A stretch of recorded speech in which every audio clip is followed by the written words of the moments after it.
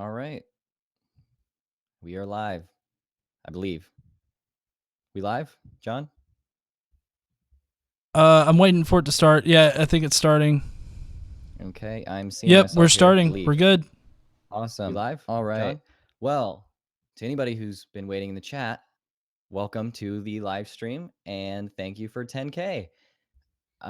We have Thomas here today, starting off the live stream because he's a little bit more experienced than I am on this whole thing. And so, yeah, I think we're gonna have a good time today. I will go ahead and introduce our charity that we're going to be donating to today. It's called Secular Rescue, and I'm sure that you guys have already read a little bit about Secular Rescue if you've been following me on Twitter. Basically, they are just a part of Center for Inquiry, and what they do is they go into places where extremism threatens activists who are speaking out. It was actually launched on National Blasphemy Rights Day last year, and so I think that's pretty cool. But yeah, they go in and rescue people who are being persecuted, and there have been a lot of people that they haven't necessarily had the resources to go save, and they don't make it, basically. And I mean, we all know of dozens and dozens, if maybe hundreds of activists out there who are persecuted for speaking out. And so Secular Rescue basically tries to make sure that we can ensure that they can have their, right to free speech, but then also make it out of where they are alive. And so I think it's definitely a worthy cause to be able to donate to. So all of what we give today will actually be matched by the Richard Dawkins Foundation. So we've set a couple of goals, but anything that we give is going to be doubled. So keep that in mind. I think we're going to be able to make a really big impact. And so I'm going to go ahead and move it over to Thomas and just ask him about his experience with extremism, and we'll make sure and talk to each one of our guests about that. So Thomas, go ahead and let me know about your experiences with extremism. You grew up in a kind of a weird situation. Yeah, my story's a little bit different because my parents were missionaries in a Muslim country, and so I saw a lot of persecution of people who left the Muslim faith and became Christians. And I think a lot of people talk about that, but they don't necessarily talk about people who left left religion entirely and became atheist. So my personal experience, like what I felt as far as blowback for leaving my faith, has been pretty nominal compared to some of the stuff that I've seen. And it's been things like, my family have said things like, my mom said that, faith was more important than, the our relationship to her, and she hinted at that, and so that kind of hurt. My uncles just compared me to religious extremists and stuff, so I get kind of a lot of subtle blowback. I've had people at work say some negative things, but I've never felt like my life was in danger. I've never felt like, oh, my family's going to murder me because I left the faith. And my dad even took me out tubing to down a river to just talk about, why I don't believe anymore, and I felt like, that helped us to bond. um I've had people call me stupid for leaving my faith, but I've never felt Oof. like my life was in danger. So, Yeah, and I mean, for me, I've seen extremism. I haven't really seen firsthand much Islamic extremism. Uh, I mean, I put on Twitter recently that I've been kind of just shamed pretty intensely for speaking out about atheism, like this is going to just hurt everyone around you and it's terrible for you to do this. Um, I've seen probably the worst I've seen working in social work previously is people kicked out of their houses. I mean, just, 14-year-olds because they're gay or because they're not Christian or because even they don't practice enough for their parents and they get kicked from their homes being a 14-year-old just completely out on the street. And that's the worst I've seen of extremism firsthand. But obviously, we've all seen how much worse the extremism in other countries can be. And I mean, even places like Canada in really close knit religious communities like that Yasmin Mohammed was a part of, grew up a part of, just horrible and horribly violent persecution, even to the point of honor killings. And so it's hard to understand that from our perspective. We can only kind of speculate. yeah. And I've never been kicked out of my house, obviously, because I live on my own. But um when I remember last Thanksgiving, my uncle said, "I'm not sure I feel comfortable having you in my home." And so that Ooh. stung, but it was kind of more of a, I don't know, passive threat, or, maybe some type of a subtle level of nudging me, trying to get me back to my faith, or at least keep me from criticizing it. And but at the same time, I know that there's 13 countries right now where the death penalty, or there is a death penalty for apostasy, for leaving your faith, and Oof. there's quite a number of others where there are blasphemy can be thrown in prison, they can lose their homes, their jobs, be shunned, kicked out of their families, all kinds of stuff.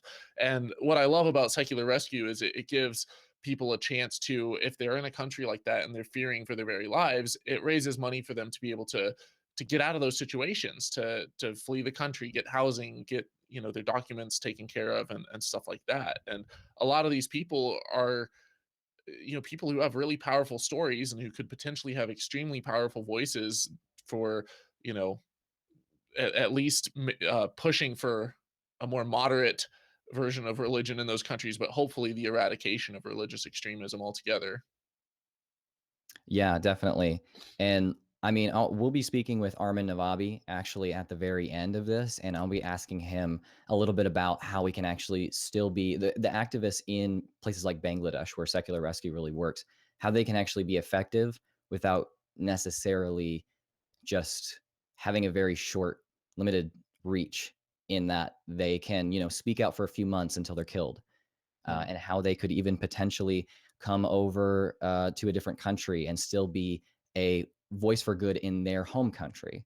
So we'll be talking about that a little bit later, and I think that's a good transition into just announcing our whole schedule here. Hmm. In a few minutes, Thomas and I are going to be reacting to some terrible Christian songs, and some of them are provided by Godless Cranium, who is well known for putting them at the end of his videos, to the to the immense pleasure of his subscribers. He I think wasn't that's able what it to make it today because he had really bad hemorrhoids. So is.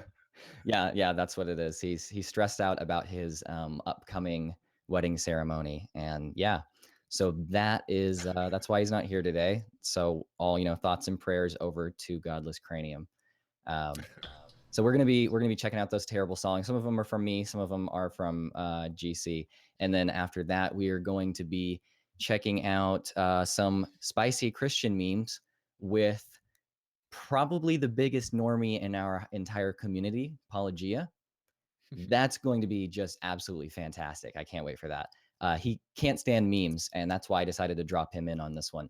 We're also going to be joined by Shannon Q, who is Paulogia's uh, research assistant, and she does fantastic work. It's just that's there. I'm just doing that because that's the only way they're involved. And we're going to be joined by Telltale Atheist, who I haven't interacted with before on my channel or on his channel or anything, but we've hung out with each other in the geek room. And yeah, we've been in contact. We're subscribed to each other. It's going to be fun stuff. He's ex JW, so that'll be interesting. After that, we're going to read me some hate comments. Godless Engineer and KC are going to be chapping my ass with the worst hate comments that I've ever gotten, which not as bad as what Godless Engineer's ever gotten. So we'll see about that. And then we're gonna have Rachel Oates on, and a special surprise guest I have not announced. Someone who is really cool, and I want them to really be encouraged in getting their channel started up because they're brand new.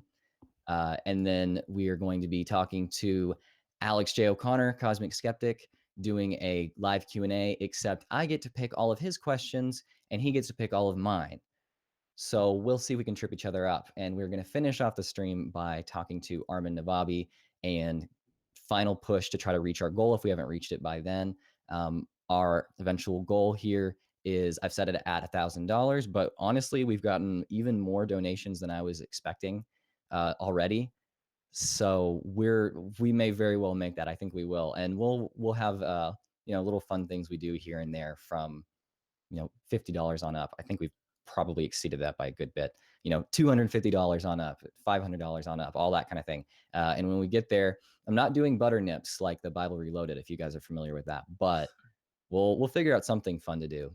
But I like to announce right now, if you donate $100, then you're definitely video chatting with me.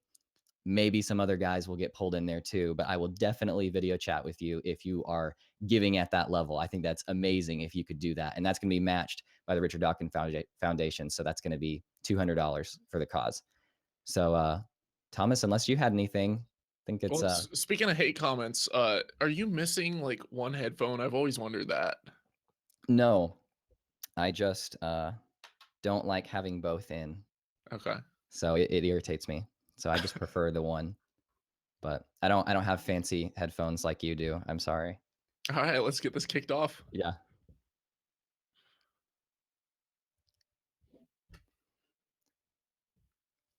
All right. And Godless Engineer is our he's our stream MC, engineer. Is that MC? One of those terms. DJ. And yeah, he will be queuing all this. It's the MC, guys, okay? I am the MC. I'm all the MCs. Okay, so as far as videos go, everybody should be able to hear this. If not, people need to let me know. I think I got the sound worked out. I've had a lot of practice with this and mostly failure. Okay, well, we'll try. If we don't get to see them, oh no, we're not going to be torturing ourselves with these things for charity. So we'll see how it goes. Well, no, okay, so how do you want to do this, GM? Like, do you just start running and then raise hands and whatnot? Is that it? We'll go ahead and let you know when we want to pause it. Just watch our chat, and Thomas and I will let you know if we want it to pause. We'll do about a minute a piece with the songs. Okay. Oh my goodness. Becky, look at her Bible. It is so huge. She looks like one of those preacher guys' girlfriend. But who understands those preacher guys anyway? They only talk to her because she looks like Mother Teresa, okay? I mean, but look at it. It's just huge. It's gross. She just looks so righteous. I like big Bibles and I cannot lie. You Christian brothers can't deny that when a girl walks in with a KJV and a bookmark in Proverbs, you get stoked. Got a name. Can I just say that it always seems to me like they're stooping really far if the only parallel that they have to pull their religious message from is asses. Oh man. Well, like the original song is like it's talking about big butts, and so it's like is the Bible like a little shit maker or? I mean, I feel like it's not that much of a stretch. There's plenty of people who are self-aware enough making that video that they probably realize that whether they're singing this song or they're preaching or they are even singing the original song, everything has to do with asses and pulling something out of them. So yeah, I would think that I think this is a pretty appropriate one. Engraved, so you know this girl is saved. It looks like one of those large ones with plenty of space in the margins. Oh baby, I wanna read with ya, cause your Bible's got pictures. My minister tried to console me, but that book you got makes me so holy. Ooh, mama me.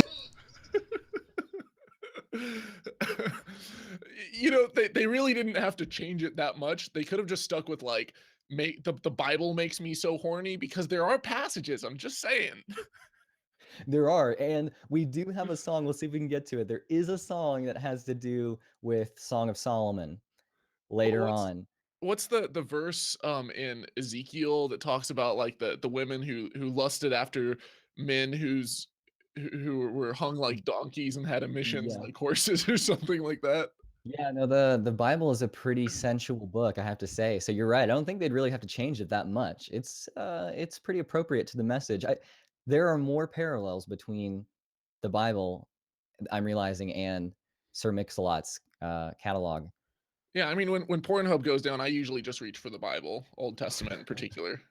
Okay, do you think that like little Amish boys, that's something that, you know, when puberty hits, is that their go-to? It's got to be in every home. They flip through the Bible and they're like, especially like a Song of Solomon, her breasts were round like hills. Oh my God, those hills! Sploosh. Oh man, wow. Historically, the Bible has probably been the most frequently used masturbatory aid. That's a terrifying thought, honestly, but it's totally true. Well, just given the sheer size of it, I really wouldn't be surprised if it's like the number one thing throughout history that people have gotten off to. Yeah. That's weird. Wow. I feel like this is ruining my childhood even more than just Christianity itself did. Yeah, all right. Yeah, you say you want koinonia? Well, bless me, and teach me about John Wesley. I saw her praying while I was DJing. She got grace, pretty face. She ain't going down to the bad place. I'm tired of heathen guys saying they like pocket size. That's the average Christian to take a look. She gotta pack much book. So fellas, have your girlfriends got the book? Oh yeah. Well, read it. Read that holy book, baby. I'm NIV with a ribbon bookmark. NIV. Is he humping the Bible? Oh God, I think he's humping the Bible. And you know the NIV with the bookmark. That's right there in Song of Solomon. That's how he prepped for this. He had to get really psyched up in more ways than one by reading the Bible. You know what I'm saying? Do you think that all those guys that were all saying yeah, we're all there? Like, is that their church stairwell? They're like, what's It's the most gotta hood be. place possible? Let's go to the church stairwell. And the pastor's wife was like, what are you boys doing down here? Oh, well, we're just filming a rap video for Jesus. Rap music's of the devil. Like I've always, because I used to work as a youth pastor, and you're always looking for things that are kind of fun and cool to bring in kids and stuff who are otherwise not going to be interested in church. And I think that's one thing that churches do kind of get right, is like they're always trying to like do something fresh and interesting. But when they do stuff like this, even when I was a Christian, I'd see stuff like this and I would just cringe. And I'm like, Right? that's not by any stretch of the imagination cool. Like, they can appeal to the whole spiritual side of things, but when they start like doing sexual parodies with like the Bible, they might as well have just drilled a hole right through the Bible and have had a literal glory hole. Oh my God. Okay. Yeah. I'm not gonna be able to get literal glory hole out of my head I'm gonna be interviewing Armin, and I'm gonna be sitting here like listening, like pretend I'm listening. I'm just thinking, oh fuck, literal glory hole is all I can think about. That being said, let's go ahead, John, and go to our sad attempt at trying to pull in the Christian youth to their church by a very innocent, naive couple who are obviously running a small town church. If you know what I'm talking about, it's the one you referenced in the tweet. I think that we're going to have a very interesting time with this, and Oh I really, really hope that some people have seen this, because if they haven't, I'm going to be very disappointed in my audience. Thomas, I hope that you have seen it, because it's the most classic. You've seen it? God. Okay.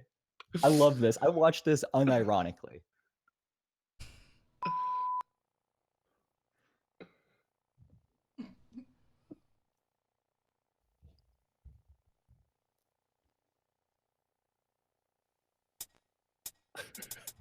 Well, I wrote this song for the Christian youth. I want to teach kids the Christian truth.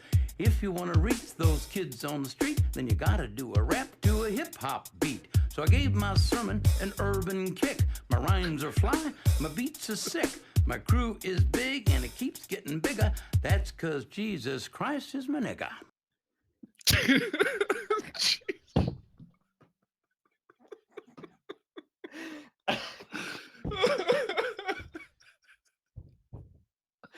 Why? What? Like, who thinks that this is a good idea? The thing is that, okay, so he doesn't know what that means, obviously. He does not seem like he has any kind of malicious intent or thinks it's okay for him to use racial slurs. I think he has no idea what he's saying, but the person filming this had to have known. Like, how many people had to see this? There's no way he edited this video. If you can operate a camera, you should have been the guy that said, whoa, stop right there, hang on. Let me educate you. Because like, here's the thing, like, okay, everyone has that racist grandpa, right? Yeah. Like, especially if you live in the South, like, the Overton window of like what's appropriate has shifted so much in just like a couple generations, that you have a couple of, you know, grandpas who like, they'll say all kinds of shit and you're like, grandpa, you just can't say that anymore. Like this is not 1950. Schools aren't segregated anymore. Okay, Oh, okay, God. yeah. I want to play as much I as wanna we see can some of this more one. of this. Woo!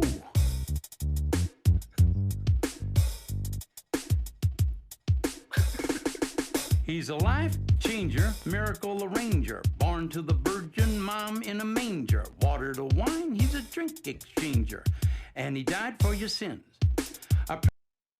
I love how they just have like the clip art sliding in from each side. It looks like they pulled it from like PowerPoint. Yeah. Yeah, about the production quality of my videos. So yeah, I agree. That's definitely a jab. There's gonna be a guy in the background, like it looks like he's DJing, and like holy shit, they probably were like, who's gonna be in this video?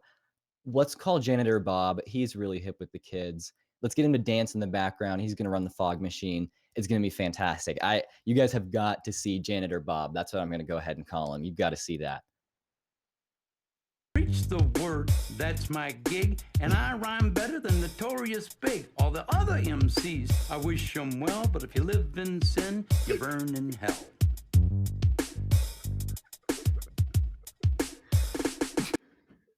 He's like outside of a prison.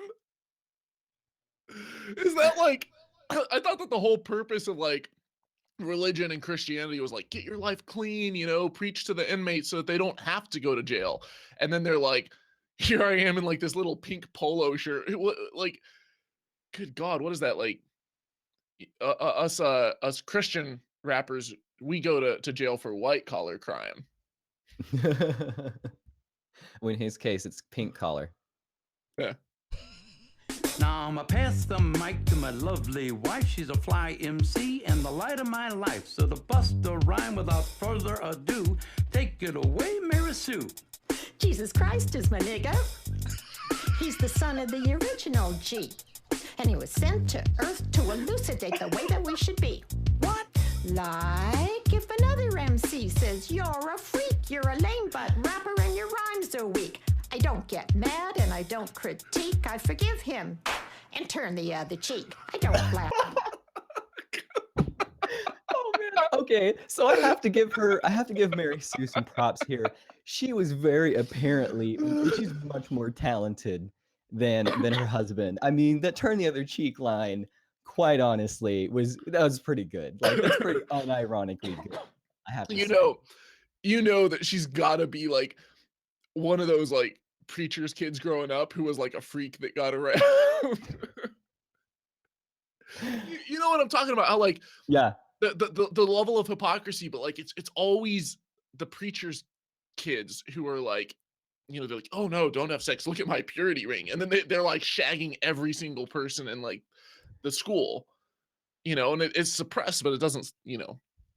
I bet that she got back at people for calling her a lame butt rapper by stealing their boyfriends. Ladies and gentlemen, the new Betty White. Oh man. Okay, so we've gone through time pretty quickly. Should we switch to another one, and should we keep going with this one? This one's pretty gold. So Let's what do you do think? one more. One more? Okay, yeah. Just pick one that you think is good, John. What?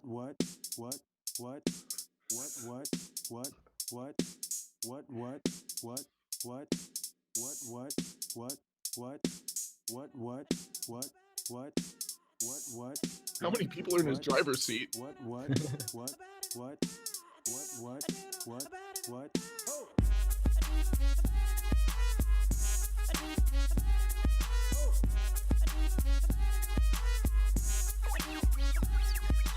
I'm gonna go to church, only got 20 minutes till the service. I saved the puppy, gonna tie my money, I'm an awesome Christian. Yo, walk up to the church like, what up, it's me and H. Diddy. I'm so pumped about Christ, I brought a friend with me. King James in my right, testimony in my left. This ain't no pocket Bible. Dang, it's bigger than the rest. Rolling in Christian tea, heading to the meet and greet. Shaking sweaty hands, please re-sanitize me. Smelling so sweet, girls beside hugging me. Shoes be flying up, I'm washing people's feet. Ooh. Man. But I'm a servant, baby. Copping and washing, about to go and get some compliments. Spiritual moccasins, Jesus steps I'll be walking in. I'll be your Boaz, and you be my Ruth. I lean true love waits, I'm teaching it to you. I lead with Billy Graham style, lead with Billy Graham style. Now for real, let's hang out. Would you like to pray? Oh my god. God. There's a lot to go off here. First I have to say, if you're leading with Billy Graham style, you will be forever single. Unless, I mean, you could probably lead with Billy Graham style in like a polygamous Mormon cult, and that would work because Billy Graham's a little bit indistinguishable from that stuff. But I gotta say, Billy Graham style, not in any way I don't know. a Maybe positive thing to your swag, I have to say. Maybe they could attract one of those quiverful women. I mean, I gotta say, some of the Duggar girls would probably be pretty turned on by Billy Graham style. They just need one girl in order to spit out 12 kids. So that's true. Yeah. Oh man. But I love how in these videos they always try to like they emphasize the size of their Bible. And I think it's because they want to show to the world that they know how to read. Because I mean, you look at it like Ken Ham will like hold up the Bible and be like, I have a book, you know, there's a book, I have this great book. It's like they only have one, so they have to emphasize just how big it is. Oh my god. Yeah, there is something about emphasizing big books. I think that's the only thing that they can say is big. And But it's not. Look at his desk right there. There's a Bible, there's another Bible, there's another version of the Bible. I think those are all Bibles. They are, yeah, they're all Bibles, and he has like one of those maps of tribal Israel in the background too. He has two maps of Israel. Man, this guy's pretty committed, I have to say. What was his name? H. Diddy? Yeah, I wonder if he can like find China on a map. At least he can find like the River Jordan. Probably so. Oh man, I wish that we had more time to actually go through some of these, because there are way more songs that have been provided here. But in a second, we'll send it over to, I mean, it will be Paul, Shannon, and Telltale all joining. Looks like we have Shannon joining. Awesome. Let's go ahead and play out just a little bit more of this one while they get situated. Cool. Tailor-made suit, looking nicer than the pastor. Is this revelation feeling flyer than the rapture? You didn't bring your Bible. You didn't bring your Bible? That's cool, I brought 6 because I'm just that reliable. Hello, my pastor man, my fellow. Is that a Jonas brother? No. Witness to some atheists. Please convert those. Non-believers be like. Oh, good God.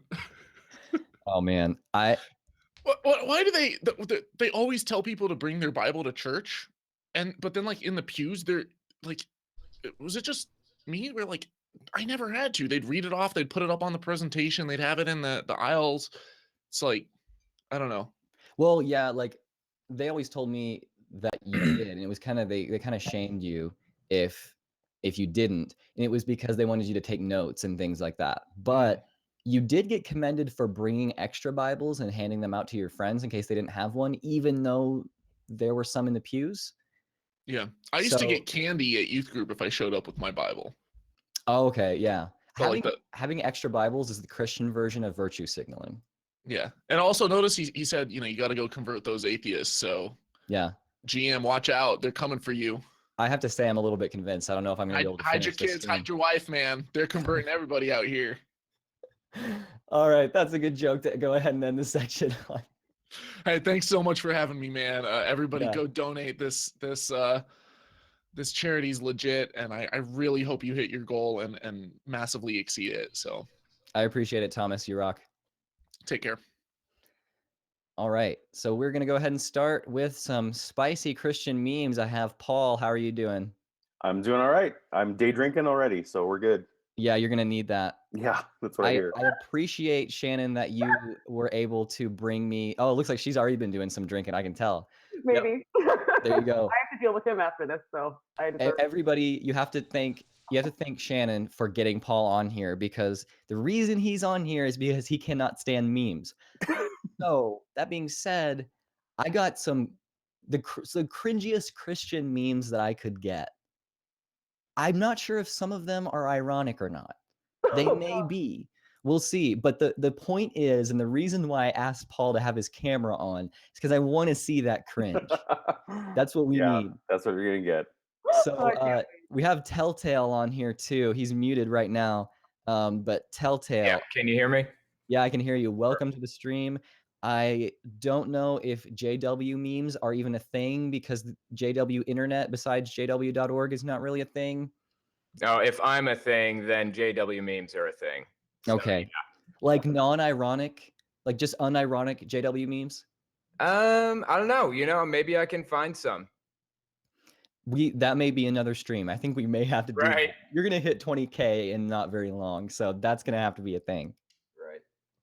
All right. So I want to start off each section by asking everybody just a couple of questions. I'll just spend about like a minute or so a piece, just for time's sake with each one of you guys. But I'll go ahead and start with Paul, and go ahead and introduce your channel really quick in case anybody's unfamiliar, which would be weird to me. But go ahead and tell us about your channel. Well, what might not be weird to me is that normally I'm a cartoon, and so of course this is my close to cartoon look that I met Ken Ham with. I'm Paulogia, Paulogia, in case anyone doesn't know. But yeah, that's my channel, and I talk about Eric Hovind and Ken Ham, and generally try and convince young earthers that that's not really a thing. I think it's pretty effective. It gets a lot of views from obviously Christian viewers. Yeah, that seems to that's a weird space to be in, but probably because I don't say the bad words. Yeah. Oh, that's probably true. So go ahead and do you have any experience with religious extremism? Have you ever seen it? What have you seen as far as that goes? Well, my primary experience is, of course, I grew up a Mennonite, and Mennonite culture is very isolationist to the point where when I was most young, even the women sat on one side of the church and the men sat on the other. Like you didn't even sit in the same pew as the gender, and of course, very controlling, all that kind of stuff. I don't have a lot of experience with Islam or some of those other religions. Other than when I lived in San Francisco, I got to know some people as humans, which is great. But it's definitely a cause close to my heart, especially the women's side of things. I really feel like educating women is the thing that's going to free this world. Yeah, definitely. And so, given your channel's nature, and you're not one of these people who's going out and just like saying, like I do, atheism is like this, and atheism is not like this. And talking about atheists specifically, you're addressing specific claims, but you don't shy away from stating that you're an atheist in your videos. So what do you think would happen for you if you had your channel in an Islamic state? What would happen? Oh, I'm certain that I would be jailed and/or possibly put to death. I'm aware enough that we're all familiar with bloggers who the street. Unfortunately, I'm relatively doxxed. In fact, like I started as a cartoon, but now that my face has been shown and now that I've been on the news about it, I'm certain. I mean, I already get threats. I'm sure you do. I get the occasional threats, especially from homeschooler parent now. So yeah, there's no question that I would be in jail or put to death or something like that, and that is, of course, awful. Yeah, definitely. I'll go ahead and ask Shannon too. What have you seen as far as religious extremism, and do you think that you'd be able to do what you do just on your social media, your Twitter, and working with Paul? Do you think you'd be able to do that in an Islamic state? Absolutely not. Well, I'm a woman for starters. Yeah. And my hair is out. That's not something that I would be able to do in an Islamic state. I wouldn't be able to be involved as I am on the forefront. And I wouldn't be able to be active on social media, saying things that are controversial and saying things that speak against a religious doctrine. That's not something that I would be able to do. So not only would I potentially be persecuted, I'd be killed. Yeah. I could be killed for much less, significantly less. And we're seeing it more and more and more now that there is social media. Women are able to have access to social media so that they can get their messages out. And we're seeing it more and more and more. So I think what you're doing is fantastic. So thank you for letting us be involved. Yeah, well, thank you for coming on, and thanks again for dragging Paul on board. It's gonna be awesome. It was hard. I had to do a lot of work, so you're welcome. I appreciate the gratitude. I can deal with them after this too. Well, I'll send it over to Telltale, and I have to say, out of everyone, probably besides for Armin, Telltale, I think, has probably experienced more religious extremism than anyone. So go ahead and introduce yourself, Telltale, and tell us about how you've experienced religious extremism. Yeah, well, I grew up Jehovah's Witness, and it is pretty serious about isolating people from the world. But actually, I think Paul has probably had it, possibly as bad as me as far as religious extremism goes, because he was in this little fundamentalist sect kind of thing, and it's also extremely isolationist, but I'm very vocal about Jehovah's Witnesses and how damaging they are, and cults in general, Mormons and all kinds of other people like that. So that's what my channel is really about. Yeah, and I have to say, Paul and Telltale's channels are extremely binge watchable, if that's a term. When I watch any of their videos, I never watch just one. So yeah, definitely go check both of those guys out. I never thought that I would get anywhere close to passing Paul in subscribers, but that's really, I have Cosmic Skeptic to thank for that, not my content being, good. So I will go ahead and ask. Sure, rub it in. Hey, well, I had like 2,000 subscribers when I collabed with you or something like that. Somewhere around there, maybe 3,000. You deserve everyone, man. Well, I appreciate that. But Telltale, you think that you'd be able to do what you do in Islamic State? There is no way. Actually, an interesting little fact here. Jehovah's Witnesses are in every country except 6. At least half of those 6 are Islamic countries. I'm trying to think now. It's like Yemen and Oman and a few others that they don't exist in. But yeah, I would be murdered horrifically. I think that you guys ever heard of Raif Badawi? Mm-hmm. He's actually, I've been following his little story fairly closely, or I did a little while back. I haven't kept up with it lately. But that's what happens to secular bloggers in those areas. You are treated terribly and you can't escape. So, no. That's true. So that being said, now that we have all that stuff out of the way, we went a little bit over the time I was hoping, but let's go ahead and cram in some Christian memes. Paul, I'm going to have you rate each Christian meme that you see on a scale from 1 spicy to 10 spicy. So if it's a really great one, it's 10 spicy. So let's go ahead and pull up our first meme. Oh, it's the best day of my life.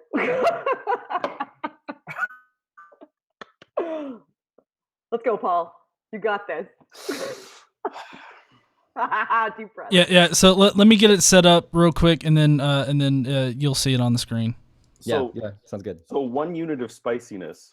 So spicy, as defined as fresh, current, cringeworthy. What does 1 unit of spicy mean? It's important to quantify it. You got to make sure you're specific so that you're really accurate on your rating scale. Correct. I don't know. I think that spicy is something you kind of have to define on your own. It's a little bit subjective. All right.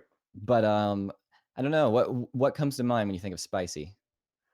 Well, it can mean how relevant and how good it is to the actual intent. Well, if that's spicy, 1 unit of spicy to you, then go ahead and go with that. But I think we have a well, person I think my gut feel is that a unit of spicy is the level to which I need to reach for my rum in order to just deal with the fact that this scrolled across my screen. That's perfect. That's pretty perfect, I have to say. Let's go ahead and pull this one up. All right, ready whenever you guys are. Christian girl probs. When your celebrity crush dies on screen, I hope he was saved. You said a swear. I did. Now I have to say though, honestly, pretty accurate. This is not just a Christian girl thing. I'll admit, I thought this. If I had a crush in a movie and they died, I would think that. I mean, do you guys relate? Go ahead, Shan. No, I'm just enjoying your face right now. I actually, when I was a Christian, the celebrities were were all kind of burn in hell type. I didn't. I was more of the they deserve what they got. I don't know, but if it was Jennifer Connelly, I got to think this through. Is Jennifer? I don't know. What do you think, Telltale? No, this never actually happened to me, because if they weren't Jehovah's Witness, then they weren't, they weren't saved, basically. And I They knew weren't all the fuckable. celebrity Jehovah's Witnesses: Prince, Michael Jackson, and yeah, so they were dead when they died. That was it. You could have hooked up with either of those, probably. Yeah. That said, the whole unequally yoked thing was such a big deal that celebrity crushes didn't work. Yeah. Yeah, no, I can see that too. Let's go ahead and get to our next one. All right, what do we got here? Tired of heroin? Try injecting Jesus directly into your heart. Ow. Well, I would like to actually specify. Hold on, just to correct it a little bit here. You don't inject heroin into your heart. That's adrenaline. You don't? Oh, I've been doing it wrong. God damn it. Okay, if you take this totally literally, if you're injecting a Jewish carpenter from the turn of the era there into your bloodstream, you probably are going to get some serious parasites. I gotta talk to my heroin guy. He's been steering me completely wrong. Completely wrong. Is this who gets tired of heroin for that? Yeah, I was gonna say, is this a big problem? Like the drug dealers are like, how do I get my people interested in heroin? Get them off the Jesus. They'll come right to you. I've They'll never put it right in their heart. I'm just tired of the heroin. That was something you hear at the AAA. Oh my God, how many spices, Paul? This one's this one's 6 spicy because I think it's fake. Partially because whenever the sign is straight on, all these memes, that also bothers me. Yeah. If it's not at an angle, I always feel like it's probably a fake one. True. That's very true. Yeah, you've called me out on that before. So I hope it's real. I have faith that it is. Okay, well, that's all you need. It's plausible. I mean, the fact that we can believe that it might be real is sad. Okay, that's the best analysis of this. This one that John's pulling up is fucking cringy as hell. I hope that it's ironic. All right, embracing myself. Friend, are you free tomorrow? Me looks up at cross, blinks back in tears. I am free for eternity.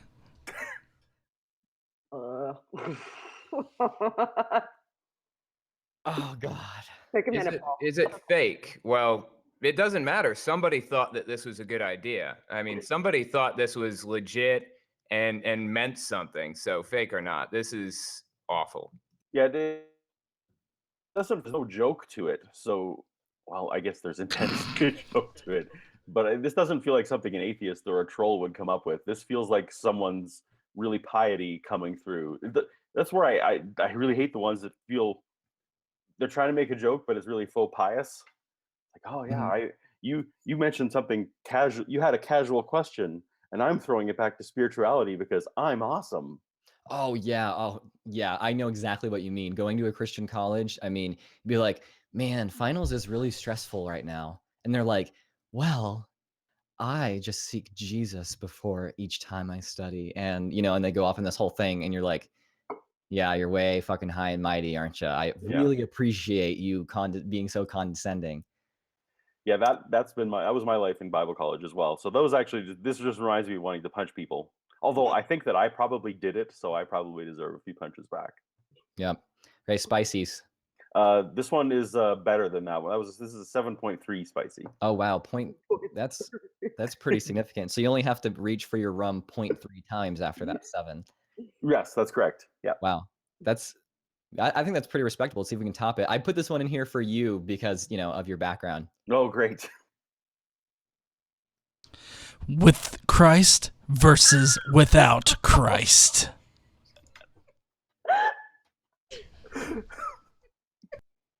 Oh, I like that one. It's good stuff. Oh. How do you feel about being a garbage can, Paul? In the absence of Well, Jesus? yeah, first of all. Oh God, how much time do we have? Because this is going to take a bit. Well, I'm obligated via my Lucasfilm implant to actually contact a few people for some cease and desist at this point. whoever owns that garbage can is getting a cease and desist.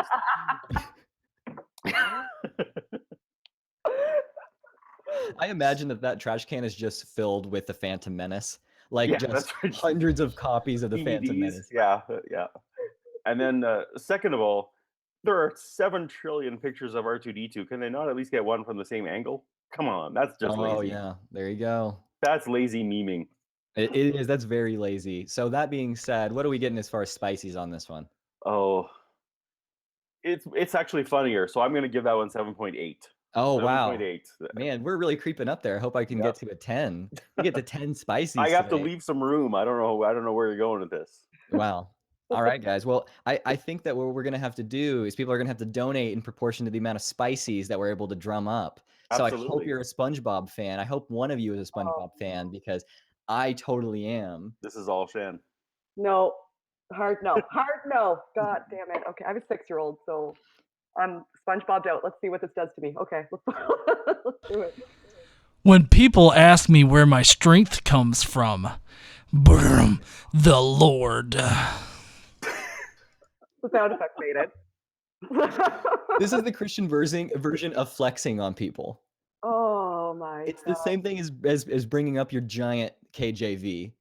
Just being like, I mean, in college, you know, my friends and I always had this joke about, I mean, this is a total, like, I was in the party dorm at the Christian college. So, you know, this is as raunchy as it got. But, you know, if you're trying to assert your dominance, then you're slapping something down on a desk in front of somebody. And a Bible is what you would use Of course. if you are in this culture. Or, you know, you can flex and say, I don't have muscles, but you can say you get your strength from the Lord. It's piety plus peacocking is what it is. I feel like the words, though, would kind of impede you from actually physically coming out from your biceps. I feel like that would probably slow you down. Like, that would make you less strong. You don't know. It might help. Honestly, I know, you're right. Okay, so first of all, Shannon, Fully come, like, the gun show is like half the gun show. It's only like this much of a gun show. You can't even fully gun show with the Okay. Lord in your way. first of all, Shannon, I have to say, with the Lord, all things are possible. So Well said. Okay, well, you're right. I'm sorry. I apologize. I don't know what I was thinking. I'll just go back to drinking quietly by myself and you guys can talk about how awesome Jesus makes your muscles. That's fine. I'll be right over here. if I saw that, I would actually be quite open to the idea of intelligent design. That's the kind of thing I'd be looking for. That's intelligent to you? You're like, Well, does no, the word because actually physically spell itself out in then your it's like body? DNA is a code. I was wrong. What do you know? Valid. I'll give you that. That's valid. That's wow, I'm expecting to see that in a video of yours, Paul. I'm just saying, if it's absolutely. relevant. And also, I like that the guy put his little app sign on there. I'm definitely gonna tweet at that guy later. Oh, for sure. Well, I found this through a page called Ghetto Ass SpongeBob Memes, Okay. which is like one of my favorite meme pages. I I know favorite meme page doesn't mean a whole lot to you. it hurts but- in my heart that you have a phrase that says favorite meme page.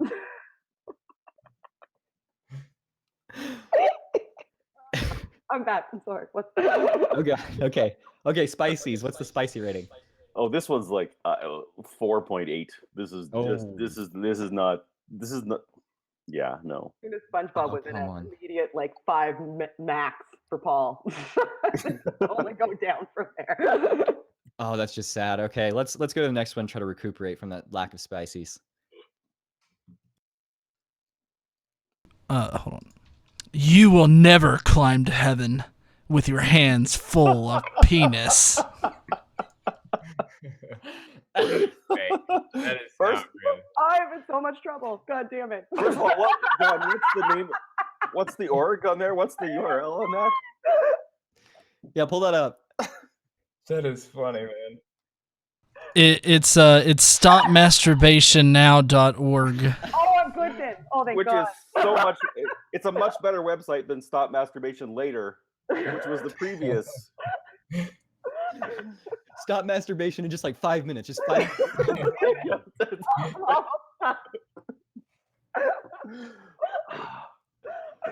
Oh my God. Wow. Yeah. No. So first of all, kudos to the guy who needs double hands full of penis. Obviously, well done. Well, what if you have one hand on the Bible and one otherwise occupied? That's how I do it. I'm also concerned that if he has two hands full of penis, that there might be more than one individual involved. Which is definitely going to keep you from climbing that ladder. Yeah. Oh, yeah, for sure. Although Definitely. it's also ironic that the whole Jacob's Ladder story is very homoerotic. That is true. There are a lot of homoerotic instances in pretty much every book of the Bible, and it's just fantastic. Once I started realizing those, I was so happy. Like honestly, any story that you and I would write, Drew, about someone touching the inner thigh of the other guy to win, it's just came over. So this one's top for me. This is the best so far. This is 8.6 spicy because. Oh wow. Because okay, guys, that's some serious donation dollars. We're gonna have to see that. You're gonna donate in proportion to the spices. Let's see if we can beat it out. What do we have?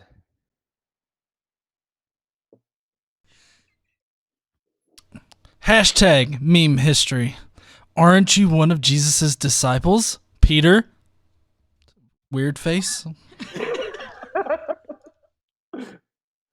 Okay, I'm missing something. Why in the hell is this meme history? What is hashtag meme I think it's history? because Peter denied Jesus. Is that what it is? And the dude looks like he's denying something. I see. So he's trying to recreate history through memes. Yeah. Right, exactly. Oh, History of memes. Yeah. It's history in meme form. Okay, it's not meme archaeology. No. Yeah, I was gonna say he's got more of the who me. Yeah. Oh, for sure. Well, now I'm angry that they consider that story is history. That's a niche market meme. Mm. That doesn't go across markets. That's a niche market meme. Oh yeah, for sure. You gotta be somewhat biblically literate to get that one, and that's why I put it in here with Paul. Although you know what, I like the degree of difficulty. The degree of difficulty to get the meme means something to me. So I'm going to give that a 7.8 as well. Just oh, there we go. I thought we were going to lose out with that one. We got no, because honestly, that could be Peter's look. I don't know. I think he was a little more afraid for his life, but. All right, what do we have? Oh, this one's a cringy one for sure. Trying to fix my life without the help of God, like. I have no idea what that is. Make up something. Duct tape over this huge if you can't duck it, fuck it. Here, I was trying to be so careful. No, this is not an appropriate stream whatsoever. I think this is poor. Like I'm obviously not a meme expert, but I think this is poor meme construction. When you have two pictures. Isn't a meme sort of your juxtaposing? I'm worse than Georgia. I can't even say juxtaposition. Clearly an establishing shot. Like, I'm holding duct tape. And the second is, look what I'm trying to do with the duct tape. Yeah, no, two pictures can work out just fine. I mean, I think they pull it off okay. It doesn't necessarily need the establishing shot a ton, but speaking as a Canadian, this really needs to be a red-green shot. Like This level of duct tape is amateur hour duct taping. If you want iconic duct taping, for all the Canadians out there, donate if you know who Red Green is. I actually know who that is, and I'm American. Isn't that crazy? Yeah, that's excellent. I've got no idea. You're dressed as Red Green right now, Drew. Kind of. Oh, okay. Something for you to Google later. Yeah, well, the last thing I googled was "stop masturbation now." I was gonna say. That will definitely help. It will help on me not masturbating. So you'll be good. Oh, how many spices we got, Paul? Oh, this is poor mememanship in my opinion. This is a 3.5. This is Yeah. So guys, you got to donate to make up for the lack of spices. Oh man. Do we have more? Oh, I love this one. God's creations are on fleek. Oh, fuck off. Sorry. That's a basic bitch meme. Oh yeah, for sure. But also, let me see that again. Can we put it on screen again? Like this is again poor mememanship. If it's fake, This is like out in the. This isn't even at a church. There's no sign. This is just like a rent a sign. I don't. This is.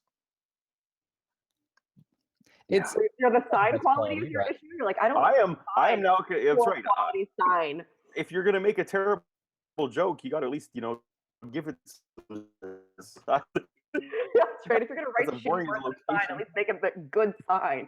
That's right. I need That's to have right. respect for the quality of the sign you write your crap on before I'll even do it. I bet that this is the church sign outside of the church that the Rapping for Jesus people run. Oh, I was so sad when you showed that. I was like, not again. No, I just discovered that the other day, and Yeah. it took me 3 to 4 days to recover. I was doing B-roll research. Oh, you also have to engineers do. Oh,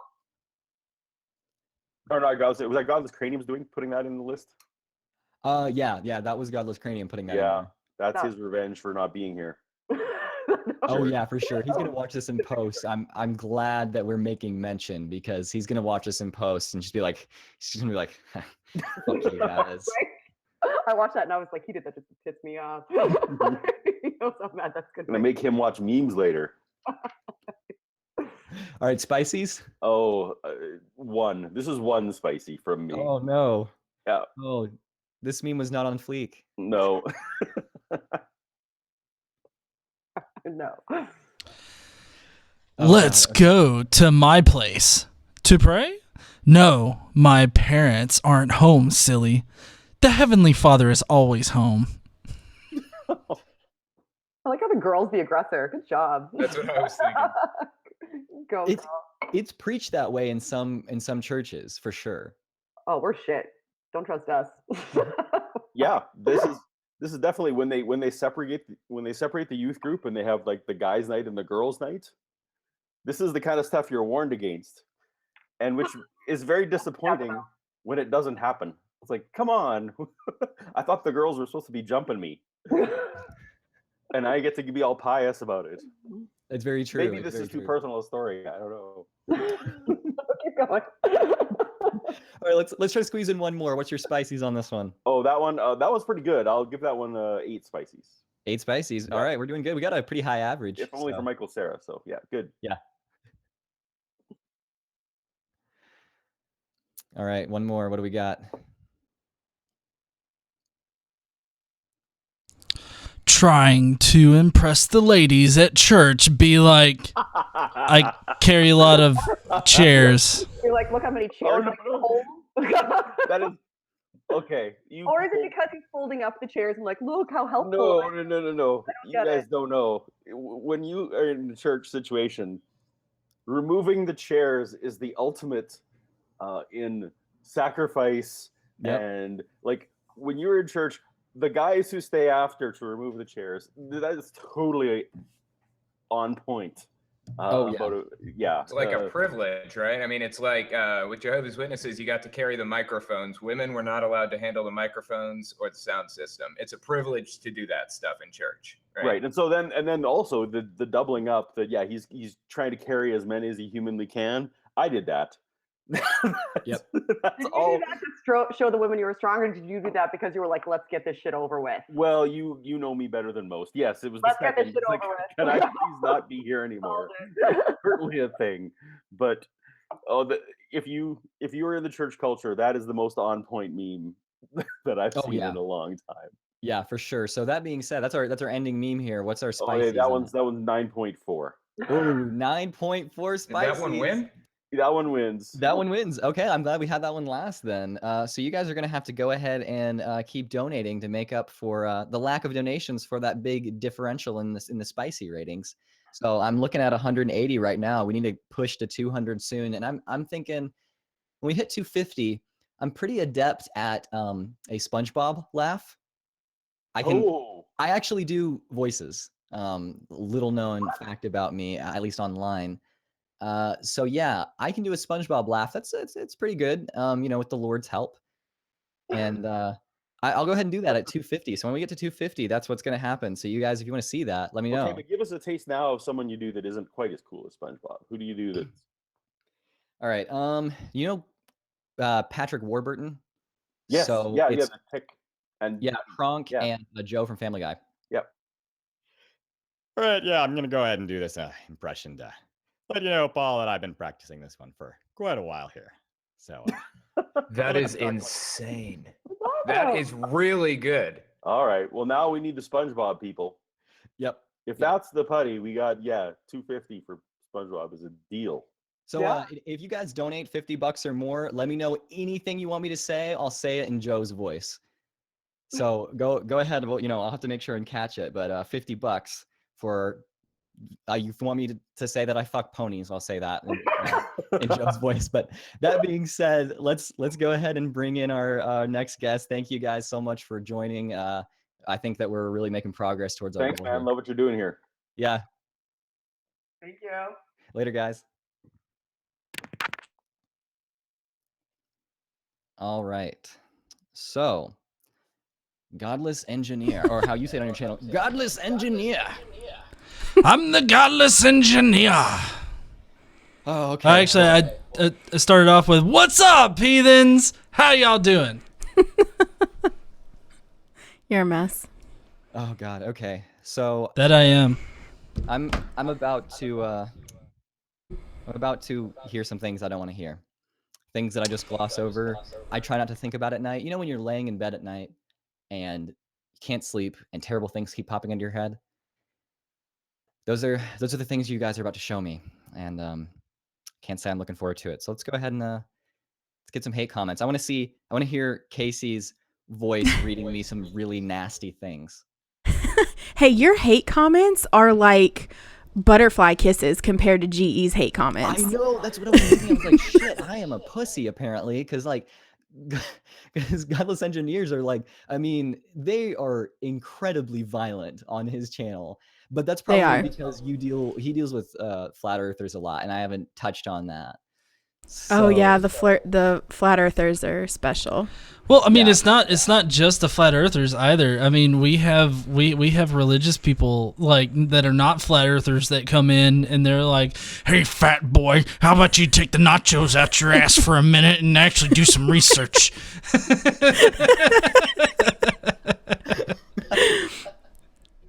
That's amazing, and you're not even in Texas, so it wouldn't even be nachos. It wouldn't even be Tex-Mex. What would you actually be shoving up your ass there in Alabama? Bacon. I was gonna say Taco Bell. Probably bacon. Right. I shoved Taco Bell up my ass.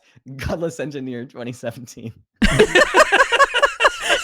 Please donate to a secular rescue. We would really like to help out a bunch of people being persecuted elsewhere. Ass tacos for a cause.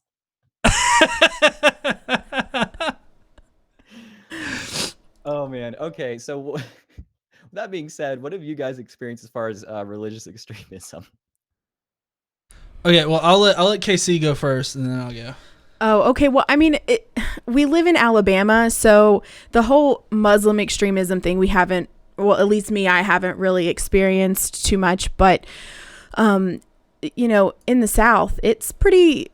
People can be pretty vicious. I mean, we could lose our jobs, for the things that we say and do. And so, I mean, it's kind of difficult, but it's not like we live in backwoods Alabama. We live, near Huntsville. So Rocket City, we have lots of scientists and stuff here who still, believe it or not, believe in creationism. I work with people who have PhDs in sciencey shit and believe in creation. So it's very odd, but as far as extremism to where it harms people, except for, indoctrination, I feel like harms kids a lot. But besides that, nothing too serious. Yeah. Well, and for me, my experience is kind of similar to that. I can definitely relate to that. Yeah, for me, it's not so much like I don't really get with the whole extremism around here. But what I do get is like coworkers who get extremely mad whenever I say stuff like, "Oh, homosexuals or people like us. I mean, like there's no difference in somebody that's a homosexual and anybody else. Because like there was one guy one time that we were having a discussion about it and about how the Boy Scouts were allowing like gay scout leaders. And so, like, it ended up, like, I walked away from the conversation after this point. The guy was just standing there looking at me, and he goes, "I don't want no gay scout leader in front of my boy." And I'm just sitting there like, this is not that serious of a thing, man. Like, we're just having a conversation. Oh, God. Yeah, no, I totally get that. That being said, you guys are obviously alive. Even though you attract hate from a lot of people and are blunt with what you say. And so what do you guys think would happen if you guys were doing what you do in an Islamic state, like a lot of these activists were trying to help out? Oh, I'd be dead. Oh, yeah. Yeah, we'd both be dead. I mean, pretty much. I mean, we're not. We don't go as far as say like Amos Yee, No. Kind of thing. Because what he got in trouble for was disturbing religious sensibilities. But what he actually did was he fucked a Quran on video. And so, I really don't. I'm not going to go that far, obviously, but I think that even my content would not be appreciated in those areas. Yeah. Although I have a fairly decently sized group that I run, and there have been people in there. Well, KC runs mainly. That have people in there that were from those kind of countries that have needed help. And so, we've been able to direct them to places like Atheist Republic, who deals a lot with getting people out of those kind of bad situations. Yeah, and that's exactly why I wanted to have Armin on here. It's very relevant to what we're trying to do. Yeah, I think that's great. I'm friends with Allie Jackson, who runs Atheist Republic, and I've sent people to her before when they've contacted me. Like, I'll have people send me private messages about, being in trouble in a country and what can I do? Is there anything you can do to help me? And so I send them to Allie because I know that she has a lot of experience helping them. Yeah, definitely. And for anyone who has joined and hasn't been watching since the beginning, which I could safely assume is the majority. I'm saying 128 watching right now. I think that's pretty good. We're not great debate community where I do live streams, so that's pretty good, I have to say. We are raising money for Secular Rescue, which goes into extremist countries where there are activists that are getting persecuted and just tries to extract from that situation. There are people that are killed all the time. I may venture to say every day for that kind of thing, just speaking out against it. And there has to be thousands of people who probably think similarly to the audience here, but just doesn't speak their mind in places like Saudi Arabia, Iran, things like that, because they know that they're going to be killed for that. And it's ridiculous that myself and Godless Engineer and KC and Paul and Telltale and Thomas could not say what we say on our channels, which is it's peaceful stuff. It can be controversial, but it's peaceful ultimately, and we'd be put to death for that. But we don't face that because we don't live in a place where we have that kind of persecution. We're luckily protected, but we are trying to rescue people who are not protected from that in the least. So with that being said, let's go ahead and get a boost in donations. And while we are reading some horrible hate comments about me being an opie looking dumbass, then let's see a nice donation spike. Remember, $250. I'm gonna do a SpongeBob laugh. Donate $50. You get to hear me talk like Joe. Whatever you want. All right, let's go. Okay. What's your best voice for this one?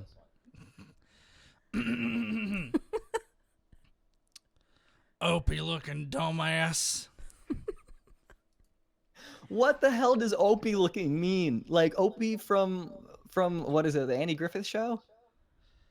Yeah, pretty much. Basically, what this is meaning is like just a young strapping lad, right? That doesn't know what he's talking about. Maybe he looks like a dumbass. Just somebody who's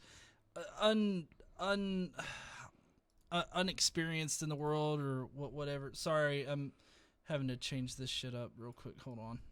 Oh, no, you're good. I mean, it's coming from the Truth Channel. So, well, obviously it's true. Obviously. It's got to be true. I mean, I'm sure he has faith that it is. You can also notice that I caught this one 2 minutes after it was posted. So I'm really glad I was able to toss this one in. Yeah. Yeah, for sure. He calls a lot of people opie looking dumbasses in my comment section. It's great. Oh, so then don't take it personally. It's not about you.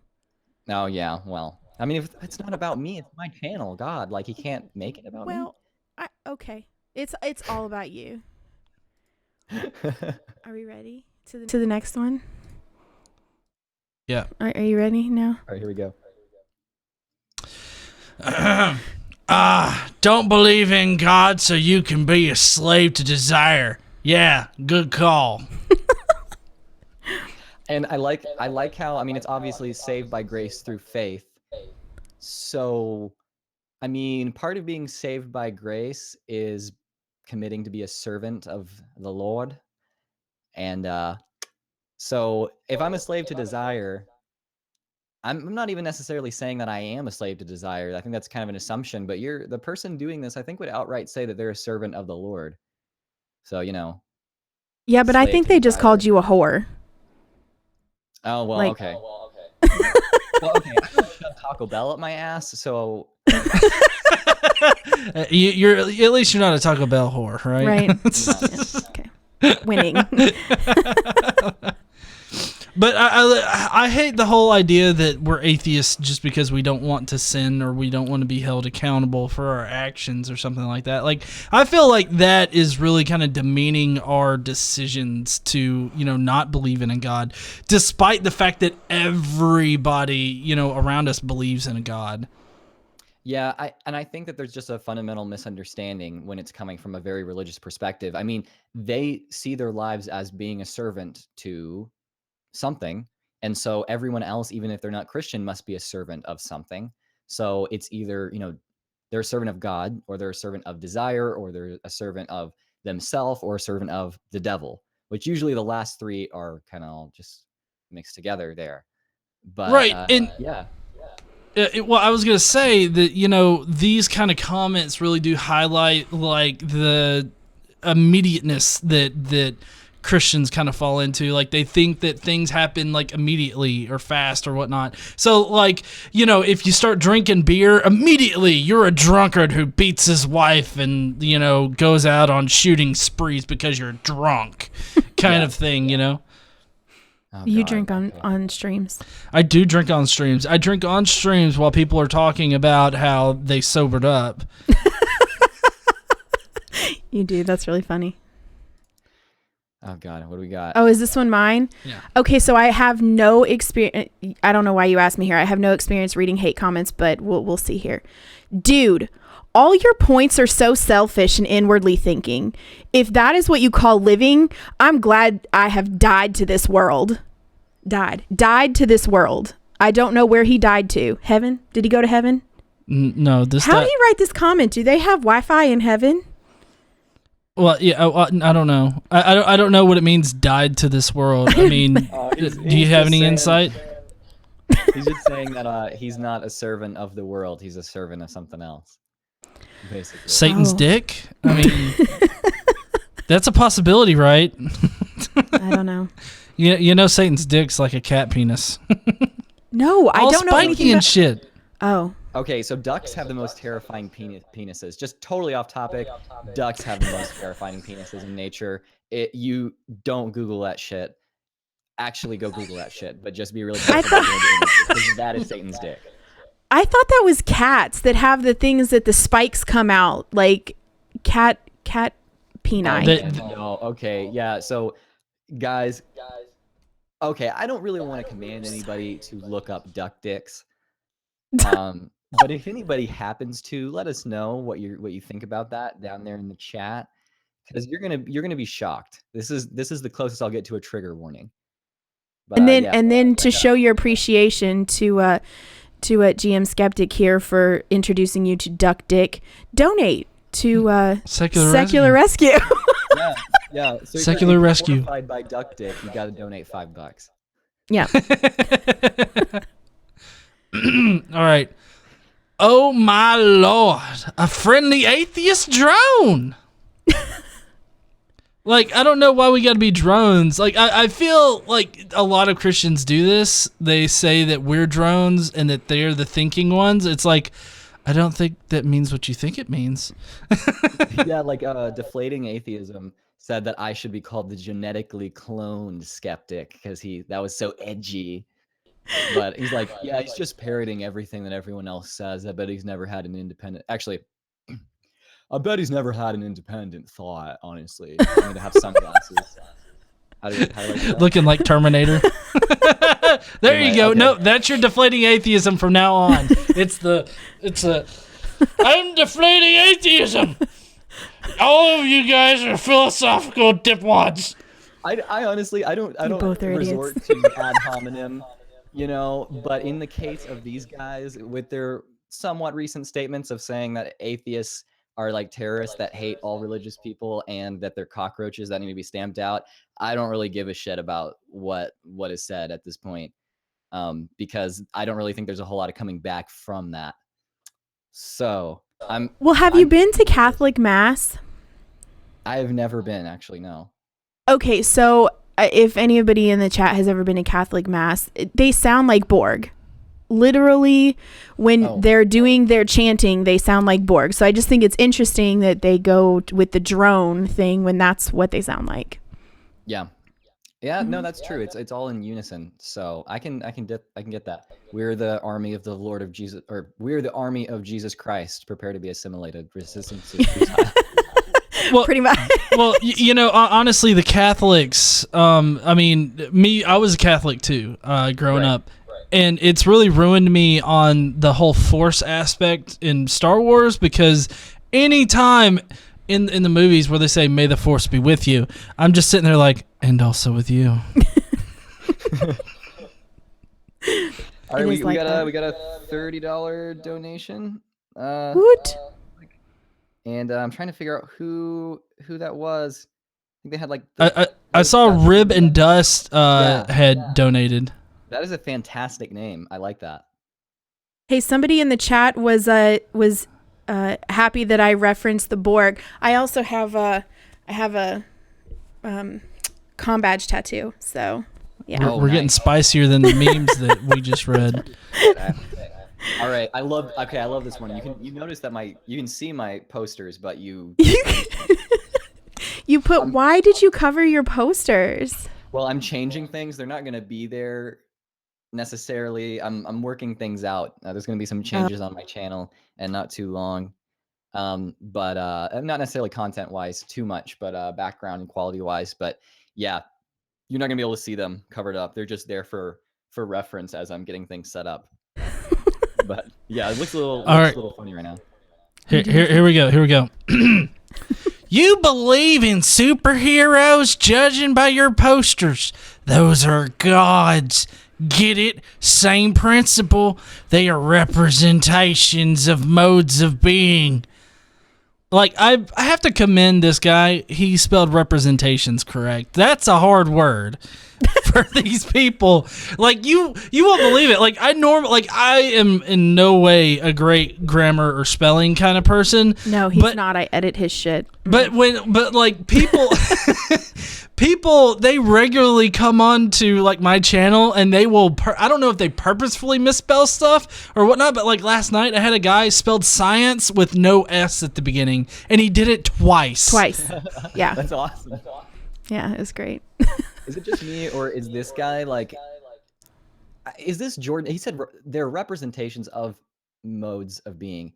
Is this, what's his name? Jordan Peterson, or that's his name, right? Because that's like a very Peterson kind of thing to say. They're representations of modes of being. And you're like, dude, like use actual fucking words that everyone's gonna understand. If you can't explain it simply, then you don't know shit. I mean, that's a very rough quote of Einstein there.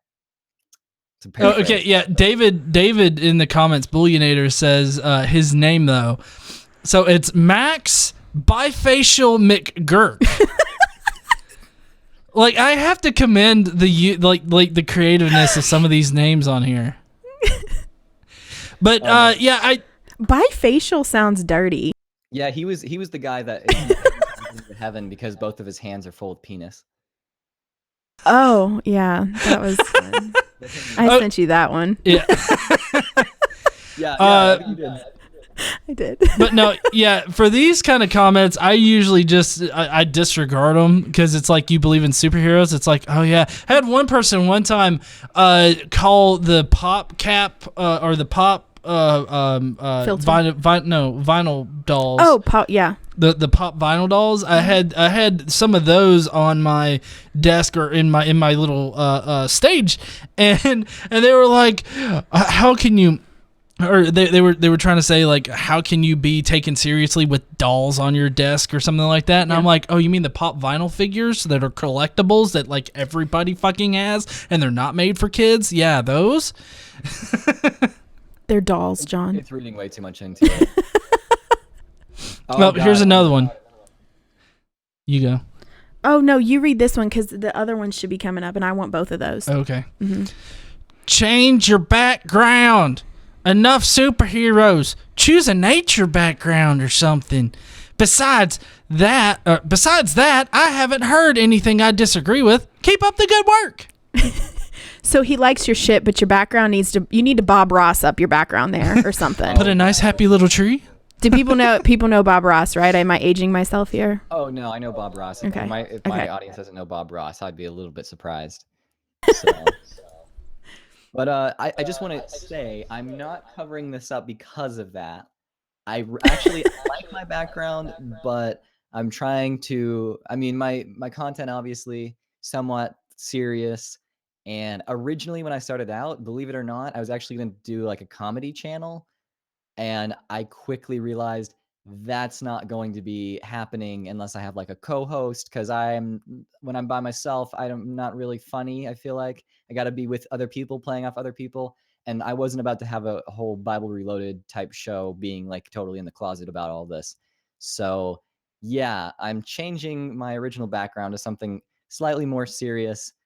It's not gonna be quite this bland, trust me, but I'm not covering up the posters because of that. I get more positive comments about the posters than I get negative, but I get a lot of negative about them. So yeah.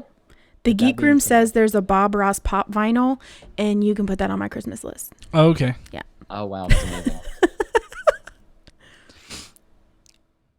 You want me to do this one? Yeah, you're good at this stuff. You worship that garbage on your wall. You worship the world. You worship sin. You are full of shit. Okay, this is blasphemous because he's named the dude. The dude wouldn't give a fuck. The dude would love the superheroes. I mean, I think that this was like the first comment I ever. I mean, you can see it's 5 months ago. I've been around just a little bit longer than 5 months anyway.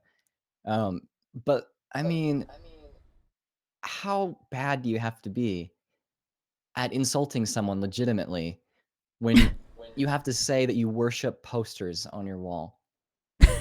Like, is there anything that's acceptable to have on my wall that they wouldn't say that if they're that desperate for an insult? Jesus. I mean, a lot of Christians put Jesus on their wall. So, like, I mean, my grandmother, she had not only crucifixes hanging all over the fucking place, but also, like, framed pictures of Jesus. Like, it's bizarre. Yeah.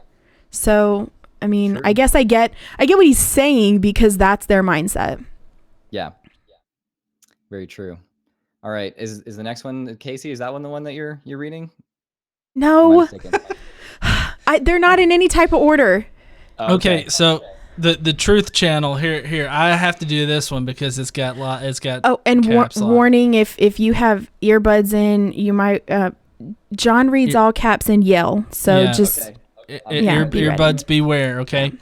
Ain't it funny how all these loudmouth atheists suddenly shut up? I'll tell you what. I'll debate every one of you on a live podcast by myself. I used to do this in college all the time. I debated an entire wing of one of the men's dorms on campus, probably about being gay. Come on, guys. This is why I laugh at all of you. You're about as confident as a virgin on prom night that could probably get more tail than me. Little pussies. Every one of you. There's no God. There's no God. Wah, wah. Dumb, stupid infants. Every literally damned one of you.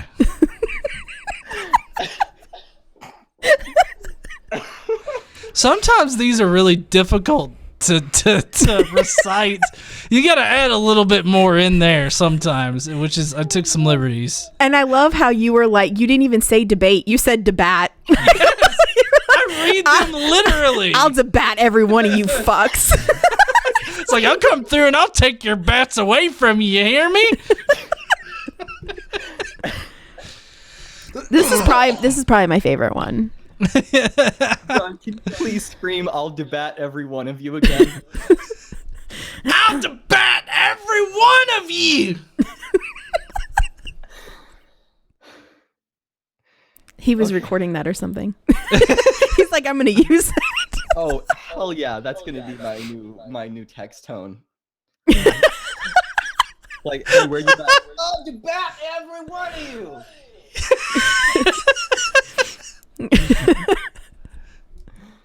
Oh man. All right. My chest hurts now. Let's see. Which one are you wanting to do? The hair. Oh yeah, the hair one. Yeah. I get weird ones about There's that. two of them. Oh, this is a good one. Let's end on that one.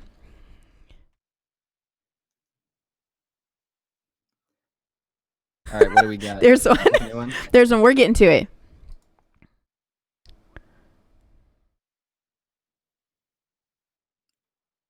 Oh, this is difficult. Let's just click through. Okay. Oh, that one's funny. Go back to the other. I certainly hope no one on this thread is taking life advice from this 15-year-old. If he would stop trying to be the next YouTube sensation and actually do 5 minutes of research, he'd plainly see that essential oils enjoy quite a bit of scientific scrutiny. Foolish child. Oh, I'm not as funny. Many of those, it's ridiculous. Well, I asked John when we got these comments, I was like, how old is he? Like, no, he's 16. He's 16, not 15. Don't worry. Okay. That's the age of consent, so everything's fine as long as you have permission from the mother. Yeah, I had to ask my mom to even be able to talk to John today because he's a rather controversial and brash kind of guy. Yeah, he is. I say fuck way too much. Yeah. So, like, what kind of scientific scrutiny are these essential oils put under? Like, I don't know. I can just imagine, like, oh, hey, look, this guy said some scientific stuff and he uses them. It's like that Himalayan sea salt lamp shit. Yes, That's so fucking dumb. Yeah. The same thing. And everyone I know that does essential oil stuff legitimately, actually has a Himalayan salt lamp. I mean, I know several people who have multiple because they think it releases like negative ions in the atmosphere and makes you like happy. I don't really know, but as far as the actual scientific scrutiny behind essential oils, people always say, oh, just search on PubMed.com because that's the only thing they know about research. It's just an archive for a bunch of studies. And they're like, and even terribly designed like student studies are on PubMed. They're like, oh, go search on PubMed. So what you find is tons of articles that mention essential oils, and they're all testing the antifungal properties of essential oils on a cultured salmon slice in a petri dish. And What? I mean, that's no exaggeration. And they're like, look, it has studies about it. And you're like, yeah, it does, about how it can fucking make mold die on a slice of salmon. If that's water for curing cancer like you're acting like it does, then I apologize, but you're probably gonna die if you use that instead of chemo, which a lot of people do. Yeah. And it's pretty serious shit. If you get an argument about this kind of thing with someone and you say, no, but those studies they don't like actually prove any of your claims. They're like, oh, you just don't want to believe the truth because you saw the science and you still reject it. It's because they literally don't understand how science works.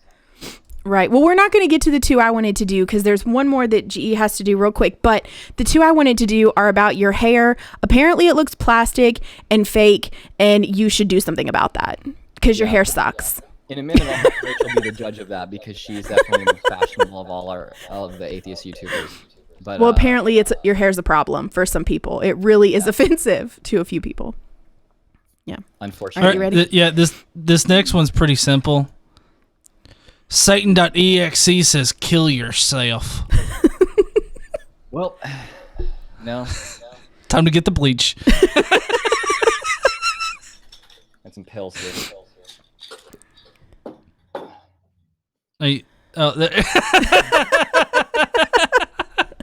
He just swallowed Tic Tacs for anybody.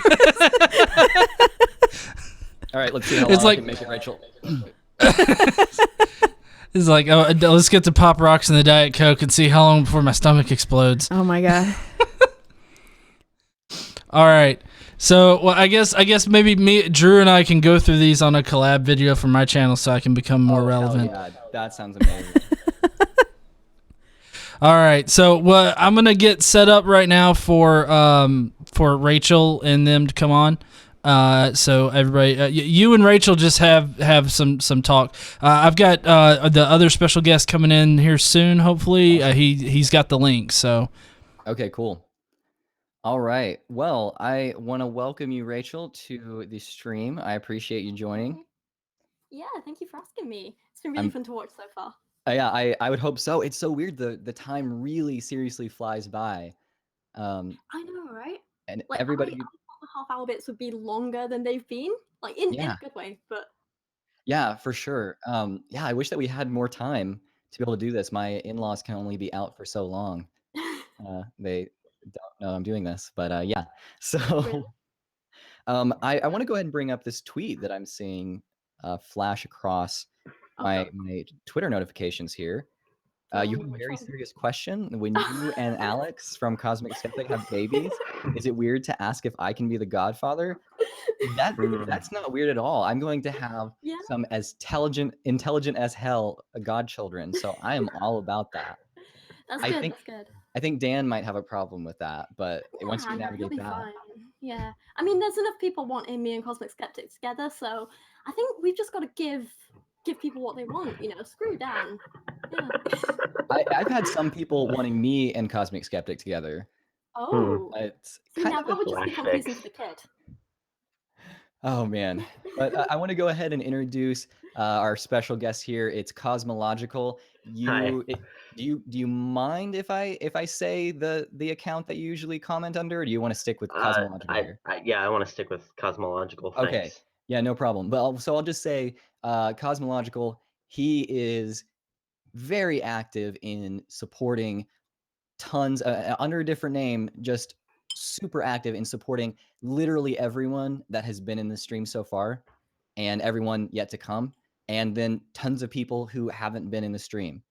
And so, I mean, like all of us owe some of the success of our channels to this guy, and he has started his own channel. And honestly, I actually think his videos are a lot better than when I started out, like by a lot. His points are fantastic, and I think they're hilarious. And I don't know if he's reached the 20 subscriber mark, but I think I have 14. 14. So honestly, let's at least, guys, if you're watching this right now, go ahead and go over to just search Cosmological, or if you can find him in the chat, click on that channel, subscribe. I do not think you're going to be disappointed. I also want to do what I can to push out something so that he can improve, like he can get a mic, something like that, so that he can do his actual content justice as far as that quality goes. So I'm looking forward to great things, and I hope I'm not putting too much pressure on you to be super awesome. But I do think that he's really awesome for having just started out and being younger than me. So huge kudos to him, and I appreciate you coming on, man. Oh yeah, no, thanks a whole bunch. I'm a big fan of you and of Rachel, Godless Engineer, everyone who's been here. Awesome. Thank you. So I'll ask everybody just really quick. So Rachel, what has been your experience with religious extremism? So I was having I think about this while I was watching everyone else, and I'm really lucky in that it's not really affected me personally. But thinking back, it's crazy how much it's affected some of my friends.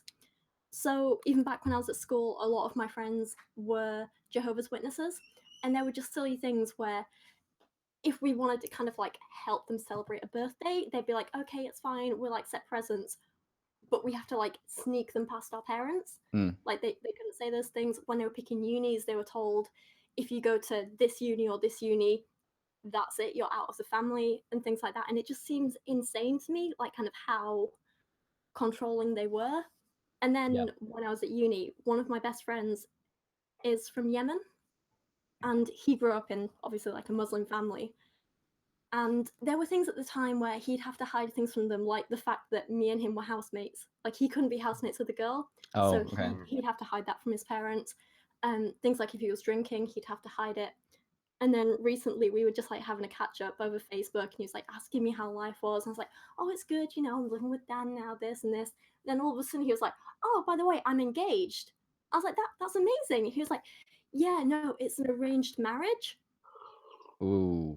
And I was like, Yeah, oh. that's And I was like, yeah, I was like, how do you feel about that? And he was like, well, she seems nice enough, but I don't really have a choice about it, because it's either, you know, go along with what my parents have arranged for me, or I lose my home, I lose my family, I lose my job, because he works for the family company. So that was when And it kind of hit me how serious it was for him.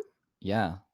yeah, that's I think that's something you see commonly in sort of faith-based things. I mean, you'll see it sort of to a lesser extent in Mormonism, for example. Like you'll have very strict rules. You can never be alone with the other person, and so you don't really get the chance to know them.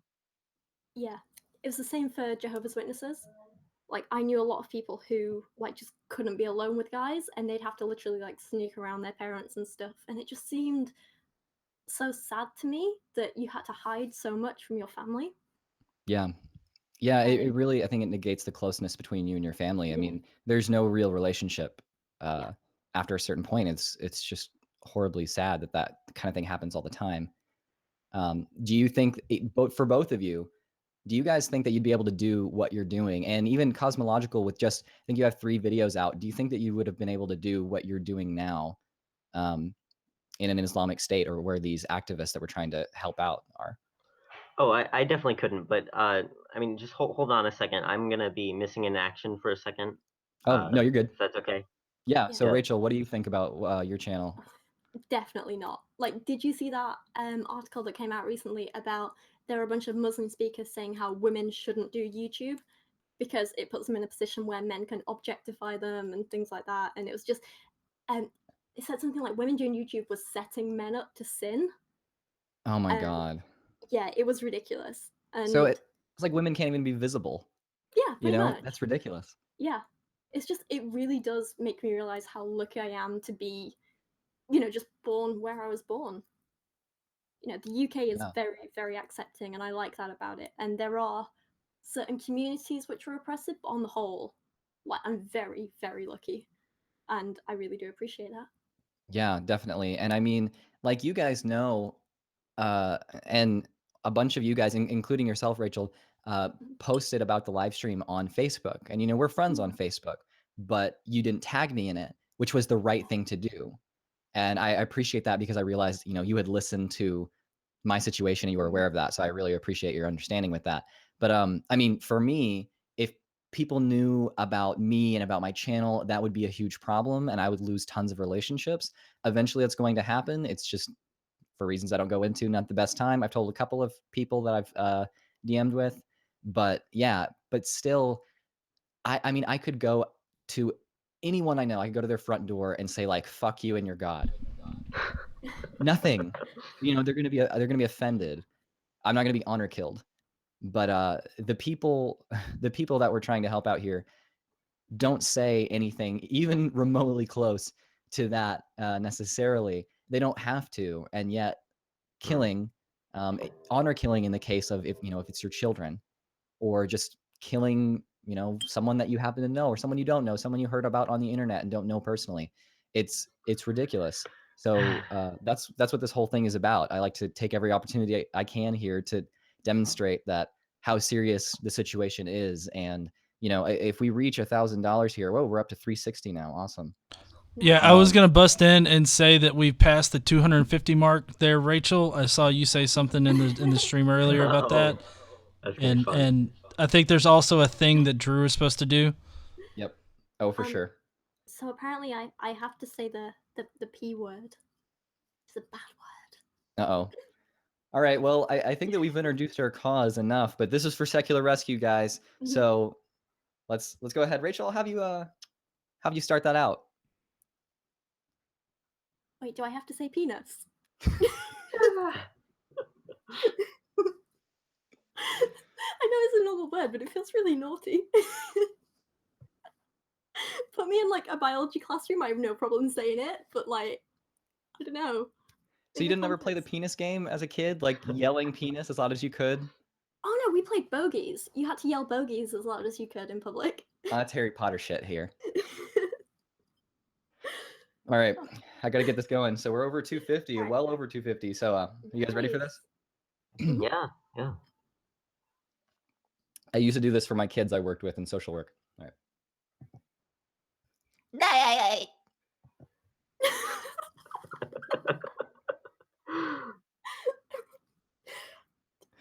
I don't really have anything to say to that. That's sure something. Yeah, Cosmological's like, I mean, I've been a fan. Unsubscribe. All right, yeah, the posters didn't do it for you. It was the SpongeBob laugh. So did we get any over $50 donations there? Do I do a Joe voice? Oh, we got an anonymous $50 one, yeah. Oh, okay. Well, you know, I guess unless that person can come forward and let us know somehow what they want me to say, let's see if we can do This would be a great that. time for anyone in the chat to just make you say something really ridiculous and be like, yeah, it was me. Right. Yeah. I mean, honestly, I'm just going to have to go ahead and interrupt whatever we're doing with it. So maybe you guys, if that person doesn't get to us, in a couple minutes here, I'm going to say let's do 150. Oh, Michael Walters. Okay. Someone said $60 total. John, if that checks out, then they have a quote to give me. And yeah, I'll be keeping an eye on the chat here. But what about penises? How about let's go ahead and get started with our horrors of Tumblr. We've waited long enough here, and when we get that figured out, then yeah, I'll have to interrupt. All right, so I think we were going to start out with a few of the Wiccan posts, weren't we? All right, awesome. Wiccan. Yeah. So Tumblr has this big like Wiccan community, but it's not like kind of proper kind of pagan Wiccans. It's more a lot of teenagers who think they can influence like if their crush likes them by saying a special word or like buying crystals on Amazon. That's what you would expect, I think. Yeah, so I thought we'd start with this one because it's quite a light one. I'm not sure. Are we going to see the images on screen or? I believe that we'll be able to see the images on screen. John, we have those. Yeah, hold on one second. So, what I did was I picked out 2 of each section, and if we have time, because that's one thing that we've been. Oh, sorry, hold on. That's one thing that we've been kind of dealing with here is time. So, all right, so we got this first one up right here. Do you want me to like read these things or what? I feel like Rachel's got to read them. Oh, yeah, God. All right, definitely. Alright, so this one I really liked because it was just the kind of non-serious, like, kind of snarky side of Tumblr. It says, I just did a tarot reading. It says you're a bitch. And this one just made me giggle so much. And it's sort of got the same sort of feel as the memes from earlier. Yeah, exactly. Oh yeah, for sure. Yeah, this is some cringy grade A Wiccan memeage right here for sure. To be honest, if tarot reading was actually a thing and I could do it, this is probably the sort of thing I'd post.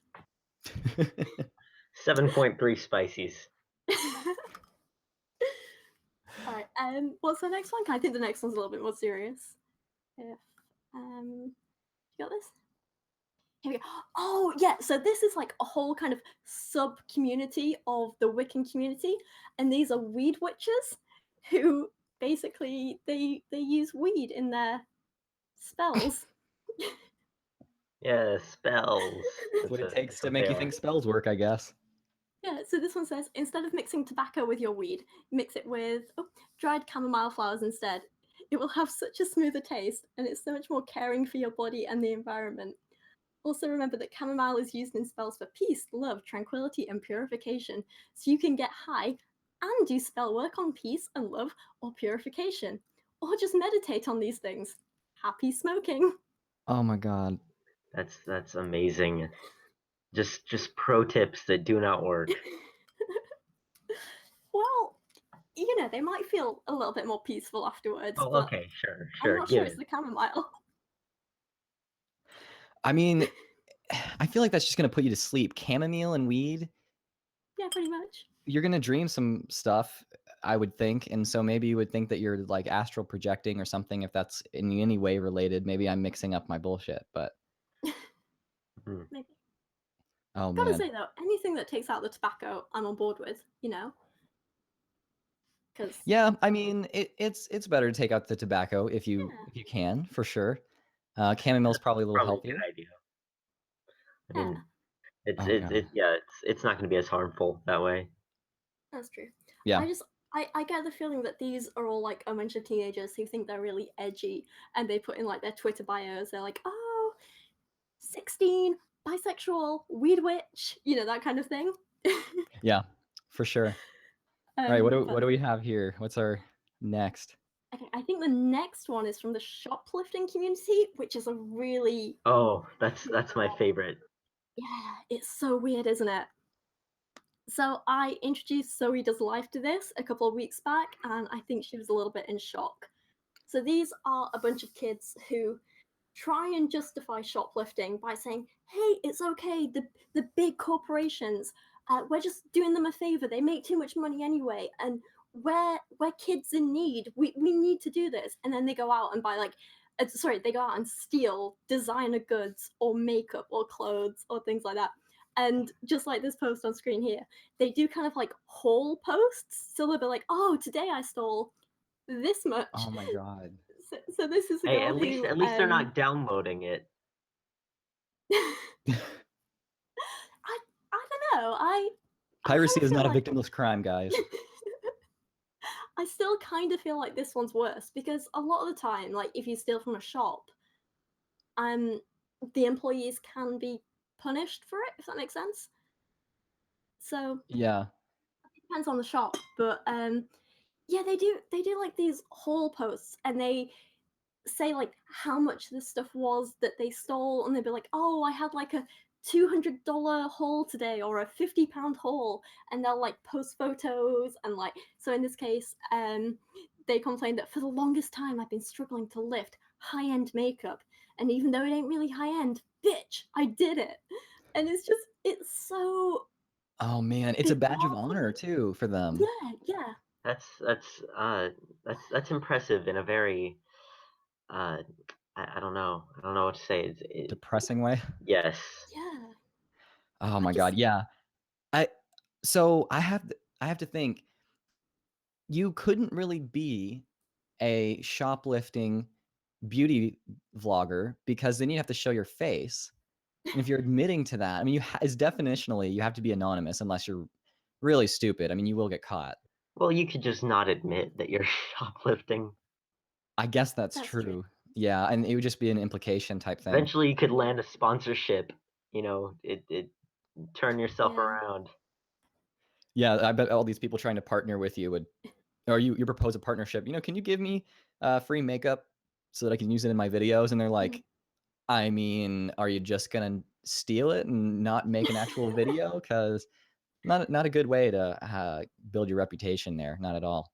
All right. So has anyone really been far as decided to use even go want to look more like? You gotta be kidding me. I've been further even more decided to use even go need to look more as anyone can. Can you really be as far even as decided half as much to use Go Wish for that? I don't know what the fuck you just made me say, man. That's perfect. Holy shit! Like I already have a hard enough time actually reading things, like especially with that being small. I am not good at reading out loud, which makes my videos a little bit tough to shoot sometimes. Oh my god, that was really difficult. I was dying inside reading that during that like 15 seconds that took. But so kudos to our $60 donor there. It looks like we just got another donation. We're up to 385. So thanks so much, guys. Let's keep it going. Our next goal is 500. Oh yeah, this guy just said it's a meme, by the way. I have seen those. I think that was a very clever suggestion. I would not have thought of that, but I'm proud to call you a subscriber. At least I'm assuming. So you're awesome. Let's get it up to 500, guys. And I mean, let me see. I can do several Family Guy voices. Yeah, Consuela, Stewie, and Herbert, like as in Herbert the pervert. I'll rattle off all three at 500. So let's get up there. Someone just said, he said, did you assume my gender? And that they're ho. I'm sorry. I saw Michael, and I guess that is not necessarily a only male name. It's like Drew. It can be either way. So yeah. All right. But I appreciate it, even if I did assume your gender. So let's get back to some Tumblr posts. All right, so this last one is just kind of like in the shoplifting one is kind of an example of what people like when people get angry at shoplifting blogs, and they're like, honestly, anti-shoplifting blogs make me laugh. Like, mind your own business, as though they have some kind of moral high ground. Yeah. Are there entire blogs dedicated to anti-shoplifting? That'd be amazing. Not so much, but a lot of people kind of post about how messed up it is. But there are entire blogs dedicated to shoplifting and posting hauls and giving tips to other shoplifters, which is really weird. I remember at one point a couple of years back, Tumblr started to kind of like crack down on it, and a lot of the blogs were being taken off, and the police were being involved, where people were kind of like identifiable. And thank you, beautiful. So You're beautiful, Dan. I don't think he heard that, but he'll say thank you. But yeah, so people started to get around that by saying, "Oh, this is a role-playing blog," and making out like everything they were doing was role-playing. So you'll see that in a lot of the bios of shoplifting blogs now. It's just a prank, bro. Yeah. Yeah, just a social experiment. They get caught by security and they're like, "It's a prank, bro. It's a prank." Like, I wasn't taking hundreds of dollars of goods out of this store, honest. Prank. Oh man, I had no idea that this kind of thing existed. Like, this is why I have to bring you on here, because when I saw your collab with Zoe, I was like shocked too. It was like I was doing the same thing that Zoe was, just kind of like there at the camera, like, what the hell am I looking at? There's a lot of weird stuff on there. Oh yeah. But yeah, no, the kind of community I wanted to end it on was the kind of over-the-top feminist community. So there are feminists on Tumblr, and then there are like feminists on Tumblr. So if you search up the tag like man-hating or man-hate, or like this one says, kill all men, there's a scary amount of posts. And so this was one that I found that said, nobody take this the wrong way, but I think all men should die. I don't care how. Oh, yeah. It just needs to happen. How do you take that in the right way?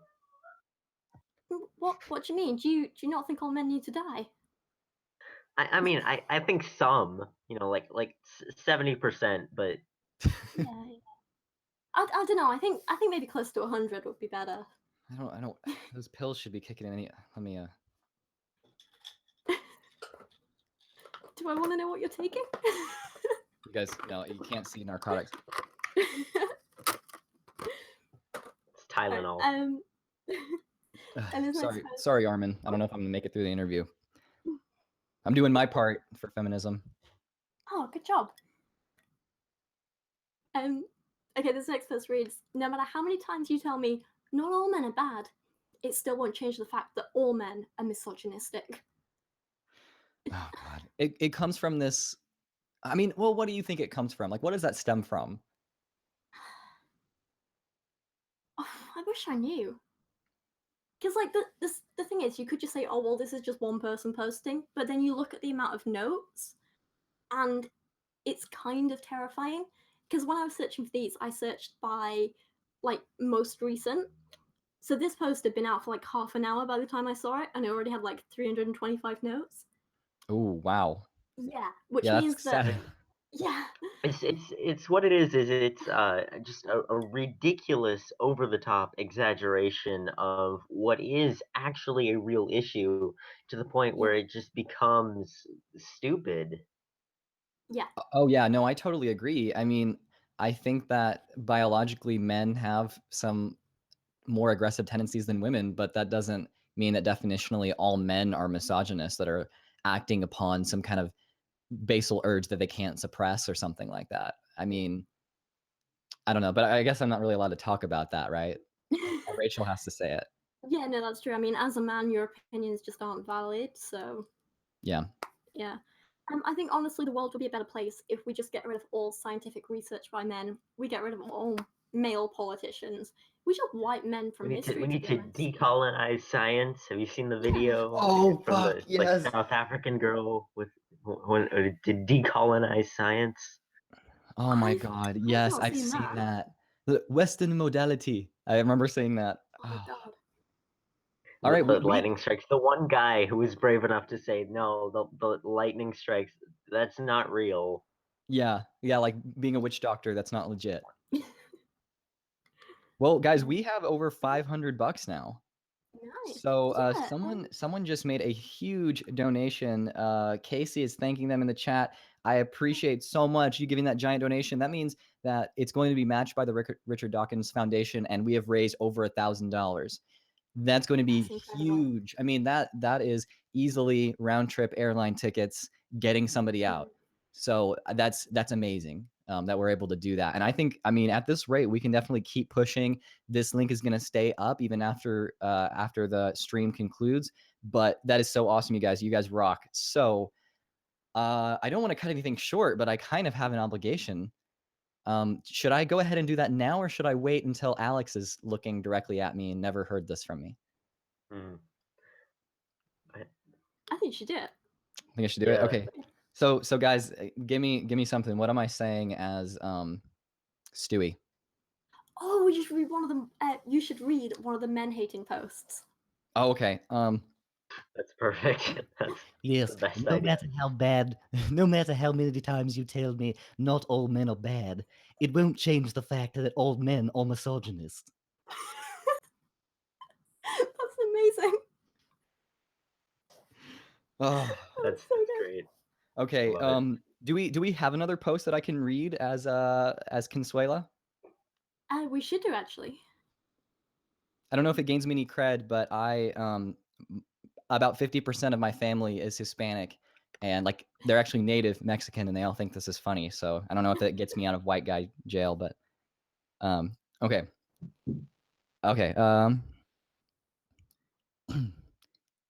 I just did a tarot reading. It said you are a bitch. That's absolutely perfect. And to bring in, or at least say hi to my next guest here. I've been wanting, dude. You don't even know how much I've been wanting to do this. It's perfect that you're here. Good evening. I'm not sure what I've just stumbled into. Actually, Yeah, well, we hit 500. I just saw that's absolutely brilliant. Yeah, so one of the goals, one of the things I have to do is read some of these things in some crazy voices. So, well, hey there, Alex. How you doing? You know what, that's actually quite impressive. You know, I'm surprised. Many hidden talent. I think that I'm your only subscriber. That one is over the age of 70, and two isn't more turned on by your drawers. Jesus Christ, that's quite scary, actually. But yeah, so so thank you very much for giving that huge donation. I'm so glad that we're over $500. Yes, we buy a lot of lemon pleasure with that money. And remember, guys, whoever swallows the most Tylenol PM wins. Well, this got strange fast. Oh It yeah, sure did. It sure did. that's how this was organized for sure. Everything lends itself to being strange as hell. So I'm glad hold it's taken on. this turn. Is this a Roy Moore stream? Is that what's going on right now? I wish I recognized the name. I would think that was hilarious, I bet. Well, Roy Moore's the Alabama senator right now that is probably going to get voted in, even though he touched like 14-year-old Oh, girls. right, that guy. Yeah. That guy, yeah. Yeah, my name is Roy Moore, and I approve this message. Alex, being so young, I have to ask, did he touch you? Oh, Jesus Christ. Okay, do we always have to bring my age into this? Love it, yeah. It's okay, Alex. I'm younger than you are. You are? Yes. Oh, I'm very glad. These guys usually make me the butt of all the jokes, so maybe we can pass it on to somebody else. Yeah, we now have and Cosmological, I'll add you to a group that we all kind of converse in here pretty soon. But yeah, so you're going to be the youngest person in the group rather than Alex. Which is, Yay. it's funny because Alex is also the most popular one in the group. I feel surpassed. I feel surpassed. Well, I mean, no pressure, Cosmological, but you got some time to catch up. See what you can do. That's the challenge. All right. I'm looking forward to it. All right. Well, so I think that since we are going to be answering questions, I'm going to let my two guests before they sign off. What is a question that you guys have? Rachel, what's one for me? What's one for Alex? And Cosmological, what's one for Alex? What's one for me? Oh god, do they have to be serious? I'm not good at that. Oh, they can be fucking anything. You can ask me anything you like. Oh, can I? Mm. It's for charity. No holds barred. Yep. Well, okay, Alex. Mm. Serious question for you. What are we gonna name our firstborn kid? Okay. And Joe, I've already asked you if you want to be godfather. I saw that. Yeah. Do you want to be like Uncle Drew to the kid, or just Drew, or how do you feel about that? I kind of like Godfather Drew. That sounds Yeah? really intimidating. And you guys know that I'm an intimidating guy, so I like to add that to my image. Godfather Drew will work out just fine. Is there any extremely British term for like uncle or something like that that I wouldn't know about? I think so. I don't think there is. There are only moderately British terms. Moderately British terms. No, just uncle. I mean, uncle is quite a British term because, like, if you've got like a mum who's single, like every one of her boyfriends ends up being an uncle. So, Mm. Wait, that so can be nice what does that say about me? Well, this is getting very complex. I think that basically, my when I wife get would probably bored have of something to say about that, honestly.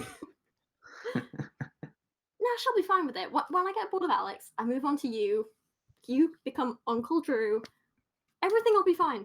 Yeah, shouldn't take too long, I don't think. All right, Cosmological, what do you got? You have questions for us, or? Yeah. So Alex, what is your celebrity couple name with Rachel? Oh shit, that is so good. Yeah. Okay. Oh, do I have to answer it now? We'll answer it in a minute. Okay. I need Unless some time you to guys wanted to process. stay on while we answer those. I don't mind. Up to you guys. I think I'm gonna have to go though. All right. So what's your question for me before we switch off here? I don't know. I'm not good at that. I don't think I have one for you. I'm sorry. No, you're good. Well, we've chatted before for a while, so but yeah. So no problem. If you happen to have any questions or anything you want me to ask Alex, then hit us up in the chat. Same goes for you, Rachel. I appreciate you guys coming on. We're really making serious progress towards this goal. It's awesome. So thank you guys so much. Thank you for asking. It was really It's fun. been really fun. Yeah, no problem. And guys, go subscribe to Cosmological because, I mean, it took me like 2 months to get my first 100 subscribers. And so it shouldn't take Cosmological that long because honestly, his content's better than mine. Like, that's a lie. I think it's really great. And I want to get you some stuff so that you can improve your quality of your content or quality of your recording so that you can do your script justice. Yeah, thanks. But yeah. All right, guys. Well, thanks again. Let's start this Q&A, Alex. Fantastic. Bye, guys. Good to right, see bye. you both. All right. Yeah, those guys are awesome. I'm so happy they were able to come on. Yeah, this So- this is great. Thanks for letting me be a part of this. I'm glad to see it's going so well. Yeah. I can't see what you're on at the moment, but I hear it's like ridiculously good. I'm looking You're- at 525 right now. That's absolutely that's just brilliant. I don't know if anybody. I have just tweeted out, so if anybody is joining from that, do donate. I mean, it's for charity. It's not going into certainly not going into our pockets. So No, not at all. Yeah, no, this dig is deep, everybody. Dig deep. this is in no way connected brilliant. to me, my AdSense or anything. This is as soon as the link closes, this is going over. And KC just went ahead and posted the link again, so go check that out. Yeah, people can be quite skeptical of claims, especially if you're like you and me, and we used to go to church where they say that this is purely for the sake of charity and good wishes, but you learn that's not entirely true. We promise you this is 100% legit. Oh yeah, for sure. Yeah. So we are releasing all of our information. We're being transparent. We're not pulling off a Joel Osteen here. So yeah. Well, let's go ahead and just so we don't forget, Alex. So what are you naming your kids with Rachel? You know, I have to say that the first name that sprung to my mind was probably Ken, just because I know we both had a lot of involvement with this certain inspirational individual. I think it has some meaning behind it. I think we'd have to go with that, or maybe because we're in England. I was disgusted that last year, according to one source, exactly 0 children were named Nigel.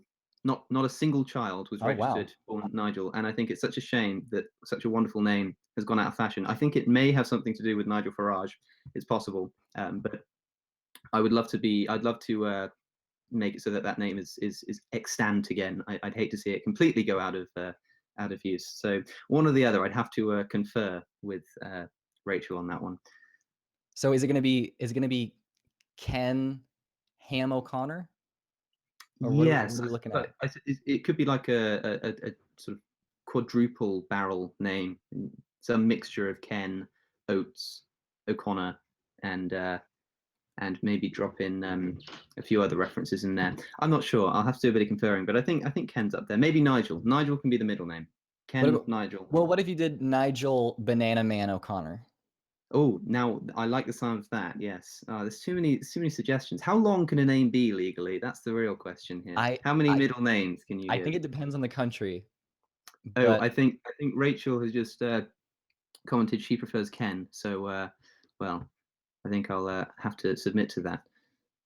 Damn, that's gonna be your child is gonna have to be the one that takes the reins from Paul to keep his show going. After by the time that child is old enough to do that, then we're all gonna be way too old to be on YouTube. Yeah, I know, right? That's quite a scary thought, actually. I must say. So that's gonna be our in 20 something years. That's gonna be the next. Well, I don't know when you guys are gonna be looking at that, actually making that happen. But I think it's safe to say 30 years we can be on the lookout for that YouTube channel if YouTube still exists and we don't all boycott it because of ads. Oh yeah. Or if YouTube just doesn't completely kill itself with advertisers pulling out because their algorithm is so messed up. But we're not bitter. We're not bitter about that at all. Oh yeah, not at all. Yeah, hardly even bring it up. Gotta say. But okay, so just really quickly, since we've blown through a little bit of our time here, so as far as religious extremism, I mean, I knew that you grew up. I mean, first of all, you grew up in Oxford. That's right. Yeah. And so, not the most extremist of places. No, I don't think it is. I was, yeah. So what have you seen? Actually, nothing too conspicuous. I was relatively innocent as an altar boy. I wasn't very good at it, actually. I kept messing up and like sneezing all over my garbs once because I was trying to hold in the sneeze walking around with the incense, and I just ended up sneezing all over my white lovely cloak. That's probably the worst it ever got. I mean, when I say that the priest invited us all every year and paid for us to go to Pizza Hut together, it starts to sound a little bit questionable. But it was all in good taste, I have to say. So all I've seen is the loving effect of being an altar boy. It gives some insight as to just how pious a Christian I actually was or thought I was. than actually donned the old garbs and served the priest in that manner. It was good fun though at the time, I have to say. I'd give it another shot if I had the opportunity, just for the laughs. So how many spices would you have rated that experience if you're privy to? I'd probably give it a 6.5 if we're saying out of 10, 6.5, just because of the pizza. I mean, that really knocked things up a little bit. Yeah. Yeah. Okay. I mean, that beats out some of our memes. I think that's fair. I missed a lot of the stream actually. I have been somewhat tuning in every now and again to see what's going on, but I'm afraid I haven't been able to catch many of it. I'm quite disappointed. I think I missed out on a few of these wondrous memes, but I'll go back in there. You're good. I mean, I was hoping that this would be very rewatchable because I am leaving the link up to donate for a few days, Fantastic, and yeah. so I'm going to be watching this as soon as we end, if not just to pick out all the embarrassing things that I did. Yeah, make a little compilation. Yeah. So what do you think would happen if you had your channel, especially with the size of your channel? What do you think would happen if you had this in an Islamic state? Well, okay, fair question. I think, honestly, it depends what you mean. If I were to have to restart, then I would just do it anonymously. I'd still do it, but I'd almost have to do it anonymously. If I was dropped into that situation now, I'd like to say I'd continue. The tricky part is that the personal safety is a huge issue. I'd say at the very least, I'd start a new channel and do it anonymously. It'd be very, very frustrating because I'd have to rebuild up an audience without telling anybody, obviously, because it would give it away. But I'm not too sure. I'd like to say that I'd still do it and just live a very careful life, and then wait for a wonderful charity to come and get me out of there as fast as possible, thanks to the kind donations of people watching streams such as these. Yeah. If you were doxxed in that situation, if I was, you were doxxed, as if your personal information was made yeah. public. It's such a tricky thing. This is why I have so much respect for people who do any kind of activism in any place of any danger, actually. And I know for some people that would include their being in the US or something because of their family and social relations. It's a similar kind of principle. I have to say I would go as far as I could without physically putting myself in danger of being assassinated. If it was just a case of being a publicly shamed wherever I went because everybody hated me, that's one thing. That's fine. I mean, I get that a lot anyway. That's no problem. But I would do everything I could to preserve my anonymity. But as soon as that got out, I think I'd do everything I could to just get out of the country, I have to say.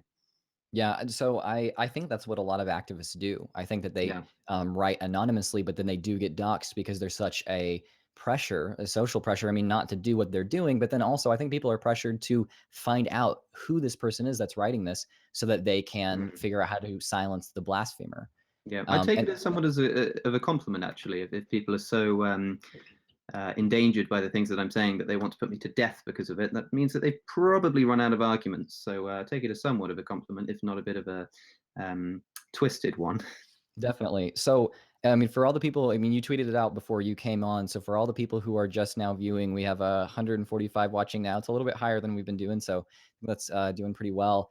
And we are raising money for Secular Rescue, which goes into extremist countries and rescues literally people who are in danger because of their blasphemy. By blasphemy, I mean they wrote a blog in which they spoke out against violations of basic human rights against LGBT people, or they're writing irreligiously. You know, any of the most mild things that I or Alex or any of our guests have said, those are the kinds of things that can get you killed where these people are. And so we are trying to do all that we can to raise money to get that out there, try to rescue people who are potentially in that situation. And yeah, so I think that's all we got as far as that goes. Let's go ahead and Alex, are you able to see the live chat? Are you monitoring that? Oh, I have got it in a tab. Okay, I've got a few. Yeah, I can see it. Okay, yeah, if you can get that opened up, then go ahead, guys. There's going to be a little bit of a delay, but go ahead and enter your questions here. And what's up? Sorry to interrupt, but guys, I was just gonna say that I've got a couple of questions in our private messages here in our hangout. One was, Alex, what are your uni plans? Okay. Okay. Now, see, I have to make a decision because okay. Well, I tell you what, because it's a special occasion. I think I'll do it. I was going to keep this a secret. I'm. It's not actually that big of a deal yet, but I've been in the process of applying for universities, and just yesterday I found out that I have an interview for Oxford, which is absolutely fantastic, which is great. Thank you. It's only an interview so far, but if that goes well, then we'll see how things go. But I wasn't going to say anything just because it's very awkward when you then don't get offered the place and everyone asks to see how you're doing. But there's that. So those are my plans, but I think that just depends on how well I perform. Yeah, well, I wish you the best of luck with that. And even if you weren't accepted in there, I'm pretty sure that everyone would agree with me that the university would be at a loss without having you in there. Stop it, you. So you've accomplished a lot. So I think that you've got a good shot. But either way, I appreciate you sharing the news here on the stream. Everybody, you just learned some exclusive information. Go donate. Exclusive. Yeah, I won't be saying that anywhere else. So donate to that. Think of it as a toast. All right. So do we have a question for me here, John? Or should I pick from the comments? Or should Alex pick from the comments? Let's see. I haven't noticed anything for you, GM, but there is another one for Alex here. It's I have a few lined up, just Okay. just to say, for myself, to ask if need be. So, but go ahead. I Okay. interrupted. Sorry. No, that's fine. Somebody asked, how's your book coming along, Alex? Yeah, a little while ago I said I was sort of working on it. I haven't quite really been working on it very much. Haven't had much time. Although having said that, I did recently write a foreword for somebody else's book, which you can purchase on Amazon. I would need to. I don't know how I could get the link or whatever, but it's called. I think the book is just called Theist or something like that. And I wrote the foreword. It's sort of 4 pages, but it's in there. So if you want my writing in print, then you can find it on Amazon. Let me find out. Theist book. Yeah, first one that comes up if you type in Theist book. So that will be my first publication, so to speak. So there's that. I mean, that's somewhat of an update. Yeah, I think that's something to be proud of for sure. Well, kind of you to say. So I suppose it's my turn to ask you a question. Yeah. Okay. Well, I do have one that's been bugging me actually that I think you could put some insight in. So if humans came from monkeys, why are there still monkeys? No, I'm kidding. Really, what I would probably ask you to make something kind of difficult for you, I'm interested to hear, because I know how I'd answer this, and it often surprises people. But if you could imagine 2 societies, both of which were ruled by the police force was just changed for robots, artificial intelligence, and they followed the rule of the law to a T, and the implication was perfect. And one of these societies has robots which are completely tuned to follow Sharia law explicitly, and the other society is tuned to follow Mosaic law. Which would you rather live in? Bearing in mind, of course, the reason I ask this is because most people will say at the moment that Islam is way worse than Christianity, which it might be more accurate to say that radical Islam is posing more of a threat than radical Christianity. If you look at the actual texts, there's an argument to be made that the old Pentateuch is actually worse than the Quran. So I'm interested to hear which you would rather. Well, I mean, if everyone was subjected to the laws that are being prescribed, then I would have to say I'd rather live under Sharia. And I think I'm getting that may be what you say. Yeah, it is. Yeah. Because there are a lot of instances of killings, and there's a lot of restrictions of freedoms there that I don't think a lot of people are particularly aware of. It's not, just if a woman's on her period and she leaves the house, you stone her. Also, you can't eat shrimp or wear polyester. That's not what it is. I mean, there is way more to it. However, what I will say is that in Mosaic law, I suppose it depends on your interpretation, but in a lot of interpretations, very common one, scholarly ones at least, it's seen as being only for the Israelites to act upon. And it's debated whether or not that was supposed to be only a provisional law until they found the promised land. Yeah, I had a big debate about that yesterday. Actually, I was, oh no, it would have been the day before. I was in Durham, and I was speaking to a Christian in a pub, and he was making this argument, you know, that it's just been made for the Israelites. For me, the point to make for that would firstly to say that God said that this was for all your generations, which would imply that it continues to this day. But secondly, even if it was, I mean, I never understand why people always say this when you bring up the awfulness of the Old Testament. They say that was just for the Israelites at the time. Even if it was, it's still awful. It's still Right. a Exactly. complete sanctioning of slavery and misogyny and fill in the blank, all the buzzwords. I mean, that doesn't really change anything for me as far as I'm concerned.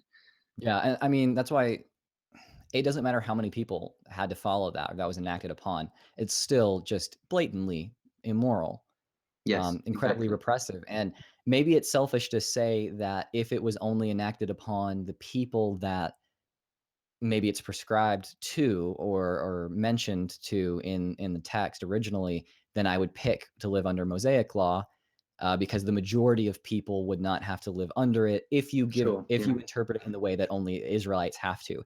That being said, I would probably be raising money for people to get out of having to live under Mosaic law Yeah. rather than raising money for people to get out of Sharia law right now. Yes. And that's what the cause would be for. Yeah, Right? yeah, no, Because that's it a would fair be point. even worse. Yeah, I think I agree with you on that front. Certainly. All right. So I have John, do we have a question for Alex? Yeah, we do. Crap, I just had it. I'm sorry. No, you're good. And if Alex, I think you said you had some lined up, so if you had any, then Yeah, let me have a look here. Well, Unless I know you got it. For genetically modified skeptic, there Rachel Oates asked if you could be if you could pick one of your superheroes to be gods, which one would it be? Ooh, that's difficult. I mean, it depends on how the process of making them gods. You know, if they are endowed with omnipotence, then and omniscience, then it wouldn't necessarily. I would just pick the most peaceful, most non-aggressive. So in that case, I would probably honestly pick Daredevil, who is my favorite at the moment because I mean, and people are going to say, oh, well, he's Catholic, you know that. That's why he has those great morals. But his character is extremely moral. I mean, he has the Batman rule, he doesn't kill. Or at least in the most recent representations, that's what it's been.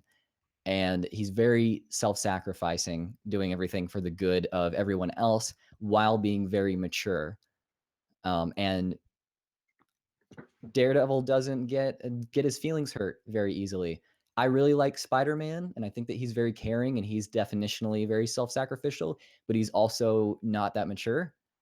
And so I might have to pick Daredevil. If they were not endowed with the qualities of a god, then I would have to probably pick the most omnipotent being because they would be able to inform their decisions the best, and that would be Dr. Manhattan. Now, people are probably going to say Dr. Manhattan does not care about human life because they're ants to him. Well, how different is that from the system we apparently are living under right now if the Christian God exists? So that's my answer. That's pretty deep. That's pretty philosophical. I like that. I think way too much about superheroes. All right, what do we got for Alex? Okay, so we do have one that's kind of for both of you. Okay.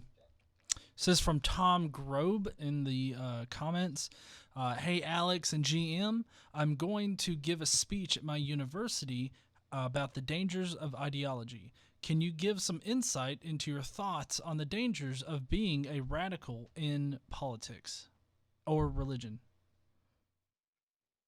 You want to start off, Alex? Okay, sure. Well, I'd say firstly, sorry, what was the name of the questioner?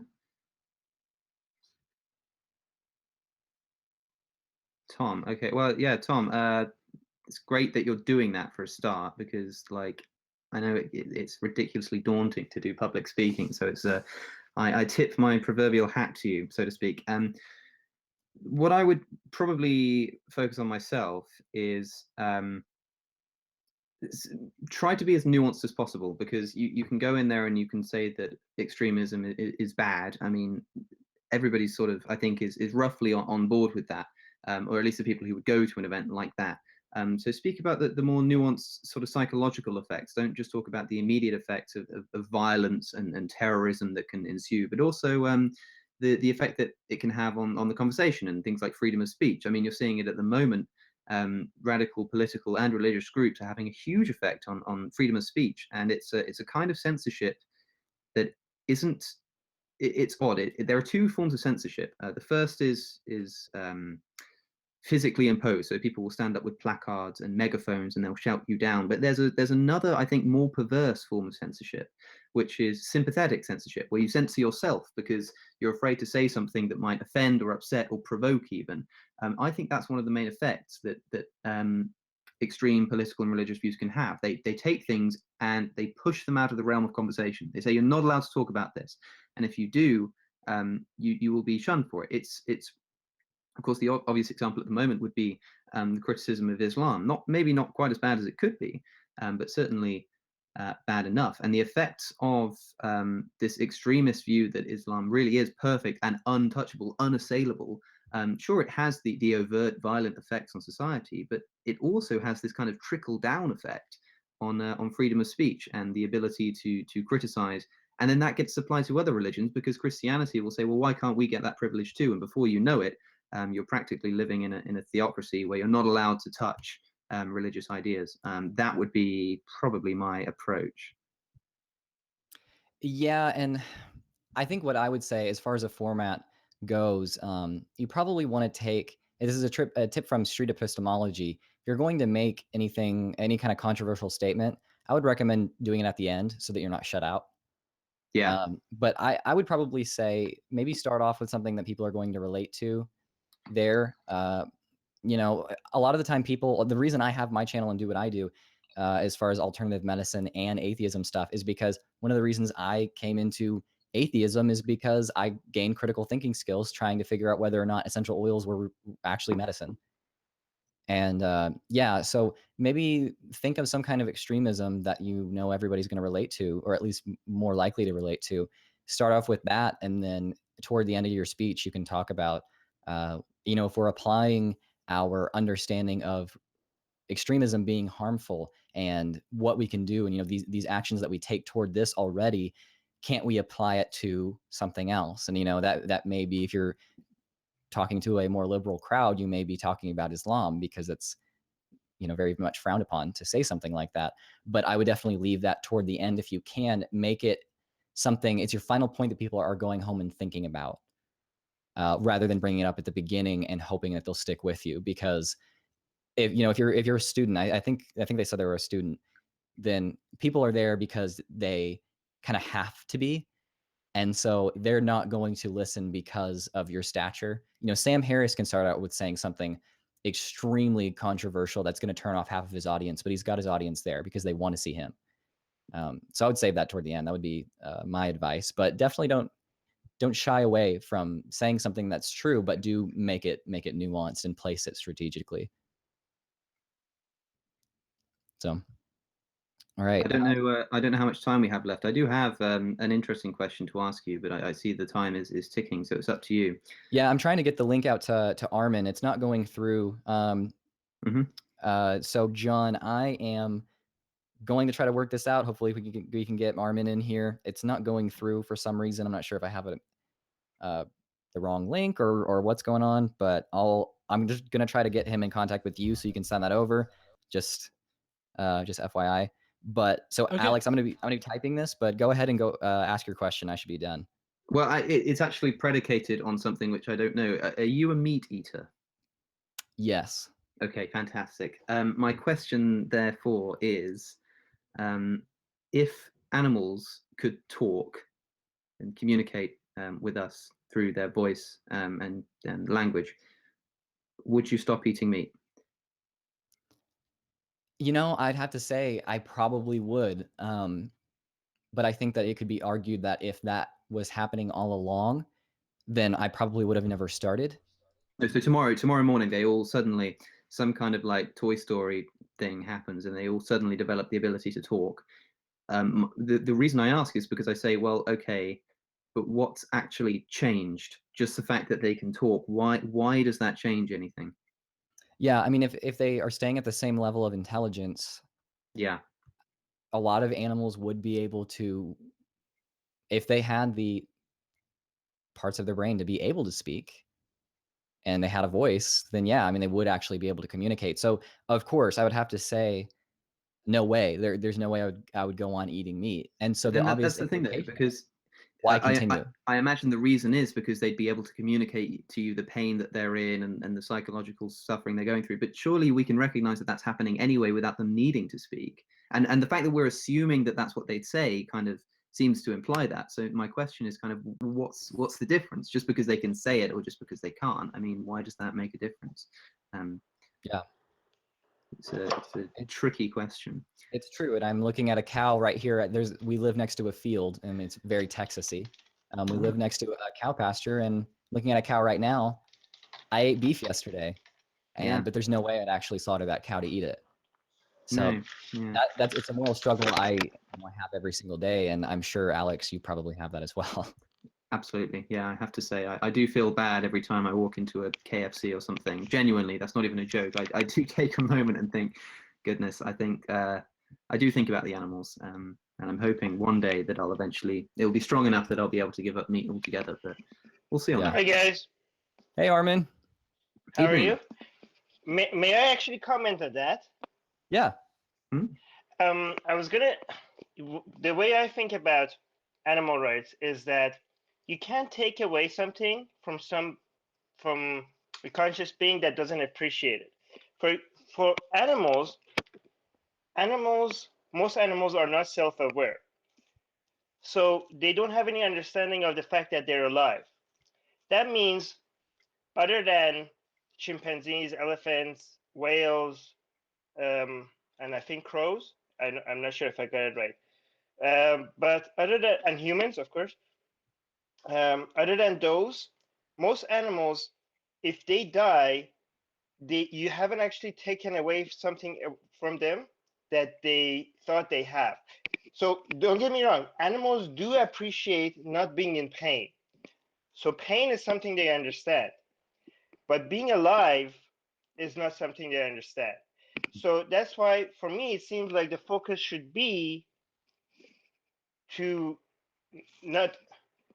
animals not to be in pain, rather than not just killing them. Because how could I be doing somebody wrong when I'm taking away something from them that they never even appreciated having? So if by that argument, I guess then we shouldn't be killing elephants and chimpanzees and whales, because they appreciate that they're alive, because they have self awareness. But other animals, if you kill a chicken without pain, if you kill a cow without pain, and then maybe it's okay. And also, think about it. If you take away the meat industry away, most of these animals would never be alive, right? So a lot of people assume what these animals want, but I mean, if I was one of these cows, right, and they gave me the option, I mean, they can't speak for themselves, but I'm trying to put myself in their shoes, right? The shoes, I don't know, they don't have shoes. But if I had the option between being alive for a while, not being in a terrible situation, like not being mistreated, not being in a very confined area, but being alive for a while, and then being eaten, and that option A, and option B being not being alive at all, I would choose option A. I mean, it would have been better if I could live longer and enjoy the grass field and be free a lot more. But if these were my two options, not being alive at all, or being alive a little bit and enjoying food and maybe have, enjoy life a little bit, and then being someone's dinner, I would go with that option. So I don't know. I might be completely wrong, by the way. I don't know. Yeah, I certainly don't want to trespass on your time together. I would have some responses to that, but I know this isn't what we planned on speaking on, so I'm happy to jump off instead. Hey, well, whatever Armin's cool with, I'm cool with. I don't know how much time constraint he necessarily has. I put him at the end here so that well, first of all, you're in Pacific time, right? Yeah, I have a lot of time. Okay, yeah. So Armin, if you're okay with it, then I'm pretty sure that the audience would be cool with seeing Alex and you talk. I don't have you guys met in person before or? No, we haven't. No, but I'm a fan. Oh, thank that's kind of you to say. I'm glad that we're getting the opportunity to speak. This is a wonderful idea. I really like the platform of this kind of thing. I'm just saying, Secular Jihadist is a fantastic podcast, and I mean, I've had some cool guests on, but I don't know if you've had Alex on. I'm just throwing that out there. I would listen to that. Well, I listen to them all anyway, but. Oh, have we lost? Uh-oh, we may have lost him. Oh dear. He joined once. I'm sure he'll be able to join again. I'm glad that didn't happen right after asking. I was about to give some killer arguments as well. Hey. There we go. Hey, we're back. All right. We're back. Sorry. Yeah, I'm just saying we used to have ex-Muslims only on, but now we're more flexible, so we would be honored to have him on. Yeah. Yeah, it's a I don't know if you heard about it. It's a podcast with 4 ex-Muslim hosts. Okay. Yeah. So it's mostly about Islam, but we always go to other. But I've seen your videos on Islam too, so I know you don't shy away from that. I really appreciate when people in the atheist community don't shy away from Islam, because that used to be a thing. But I mean, so I know you're not one of those people that don't shy away from it. So I'm very grateful for that. Thank you for that. Oh no, that's kind of you to say. I certainly wouldn't shy away from that kind of thing, and I'd be certainly I'd love to come on your podcast. Send me a message or an email or something. We can contact somehow. We can sort that out for sure. Right, sounds good. But you had a response. But you wanted to respond to what I said. Oh yeah. So the first thing I have to say, you made a few points. One, I suppose I could take them in reverse. The last thing you said about given the choice, you'd rather live a life, even if it was as chattel, and then be killed to be eaten. Well, you could say, for instance, to me, that seems a little bit like, imagine we were talking about slavery and the abolition of slavery. And I said, well, to be honest, if I had to choose between living, okay, I was a slave and I had to work the fields every day and be whipped by my master, or not be alive at all, I'd choose the second. I still think that's, you could still recognize that it could be better. But also that saying something like you're not taking something away.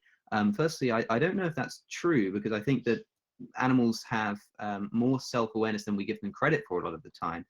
They can feel pain, they can feel fear. Maybe they don't fear death, so to speak, because they don't know it's coming. But if they did, then they would. But even if animals didn't fear death, and even if that wasn't the problem, the problem would arise in saying something like, well, neither do babies. I mean, babies who have just been born have no concept of self, have no concept of death, that it's going to come. So what are you taking away from them if you just decide to kill them, cut their heads off? What's the problem? Right. I mean, you brought so many good points. I don't know where to start. I guess with regards to self-awareness, I mean, they are afraid of. I mean, when you attack them, they're afraid of something. They just don't know whether they're afraid of the enemy. When it comes to self-awareness, I think there's a very specific. I mean, I'm not the best person to talk to about this, but I think there's a specific definition about this. It's realization that you exist, right? So, and so you are.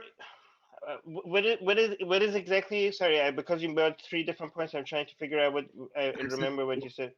I think you're speaking on the second point I was making about sort of self-awareness. I was basically saying that I think animals do have, they do recognize that they exist. They do recognize their surroundings and that they are living beings. With that one, if I'm proven wrong on that, then obviously everything I said will just go out the window. But I'm just going based on what I think. A lot of scientists say that they have tests, they have different ways of understanding which animals kind of, they have mirror tests. I don't know, they have some other kind of tests, but which animals actually do. So, for example, it doesn't really matter how smart you are. Self-awareness and how smart you are completely different things. For example, dogs and pigs are very smart, maybe smarter than crows, but crows have self-awareness and dogs and pigs don't. And I don't really know how they figure that out, but I'm just going by what they're saying. So and if that's wrong, then forget everything I said. With regards to the slave comment, I mean, these are human beings that have a lot appreciation for many, a lot more than pigs and cows. Like pigs and cows, I just know that I definitely know that they. I mean, not definitely. We're skeptics here, so I'm almost 100% sure that they appreciate not being in pain, right? But for humans, for that were slaves, I think they have appreciation for a lot more than that. I think they appreciate being able to seeing that they can raise a family, not seeing their potential and being. I mean, they see the free.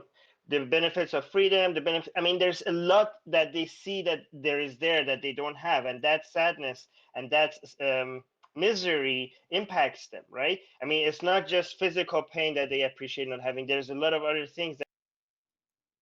Uh-oh. Oh, we lost him again. Yeah, because he's on a phone, sometimes that happens. I've learned that from Steve McRae. I've gotten kicked off of some not podcasts, but some hangouts before because I've been on a phone.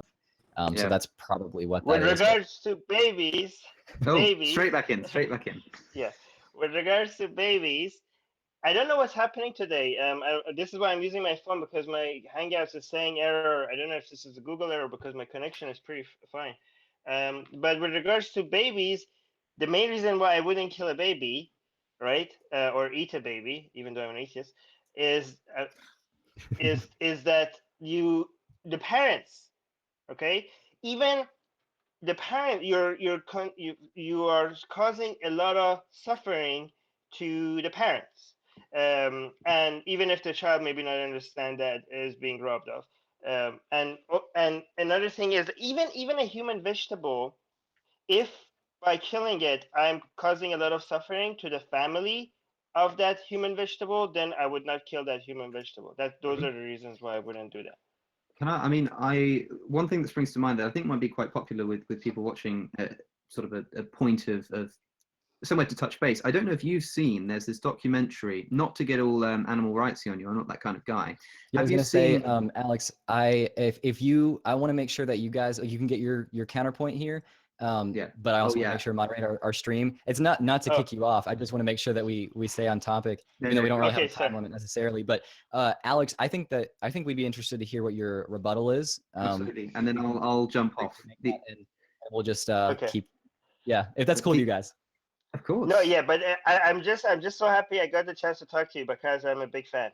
Yeah, this is good. We should do it again sometime, perhaps on your podcast. It'll be interesting. We could talk about this, for instance. What I'll say though, then, that before I head off, something to chew on, if you'll pardon the pun, I suppose. You speak about if, for instance, you wouldn't kill a child because it might have an effect on the parent. I can undoubtedly say that the sort of psychological effect that it would have on animals is very similar. That the reason that human mothers care so much about their children is because it's been evolutionary instilled into us. I probably don't have to spell this out. The entire reason that emotion exists is because it benefits us evolutionary to take care of those who are carrying your genes. It's the same thing for other certainly close cousins, other apes, great apes. We can certainly say they feel the same. I was going to mention the documentary, what's it called now? Blackfish. It's about SeaWorld and their horrific treatment of their specifically orcas. And there's this horrific scene in which a child has been separated from its mother, the orca child and the orca mother. I don't know the names. And I can't remember if it's the child or the mother. I think it's the mother who, after the child has been taken away, is just screaming out, like constantly, day in, day out, with its head against the wall, not swimming, just screaming in pitches and tones that the people, the SeaWorld employees had never heard before. And it was clearly a direct result of its child being taken away. It was grieving. There's no other way to describe it. And I think that happens in orcas. We can certainly say it happens in great apes. And I would absolutely say that the same thing would happen in other animal species too, that we kill. And so I think that we have to give some thought to those psychological effects as well. Right. I agree with that. I think if animal rights activists focused on those kind of treatments, not separating, I mean, separating mothers from the children and vice versa, and also just making life conditions better for them. And I think there's a lot more room for this absolute, focused and nothing less than not killing animals. I think has harmed their cause, because I think there was a lot of potential in improving the life of animals in these situations, but some of them are so religiously tied into this or nothing else that I think a lot of progress has been, hindered. Yeah, I might be wrong about that as well. Well, I think Oh, that we well. have some interesting Yeah. points for sure. And I actually really would like to hear this spoken about a bit more. And so I'm, I don't like to be pushy, but I also like to... This would be an atheist republic, by the way. So if we talk about this, I don't think my fellow co-host as secular judges would want to talk about this one. Sure. Hey, I'm happy to talk about it any way you like. Yeah. We'll have to, even if I have you on my channel, if that's Oh, wow. feasible or something. But look, we'll discuss that in private in an email or something. Okay. I will let you guys. We hijacked this show. Sorry. Oh about no, that. you're good. I think that a good amount of people were enjoying it too. So I appreciate you guys having a nice civil discussion about this, because it's a thing to get heated about, and It can do. Yeah, I tend not to. I mean, I think people can see I fall down more on the animal rights side, but I'm certainly not your typical. I'm not too enthused about it, but I'm certainly always willing to discuss it. Anyway, I suppose I'll head off and leave you guys to your discussion. Everybody, please donate. Like, really do. I mean, even if you can't donate very much, if you all donated a single dollar, we'd be so much closer to the goal. It'd be fantastic. And so I suppose I'll head off. I'm going to go and have a steak or something.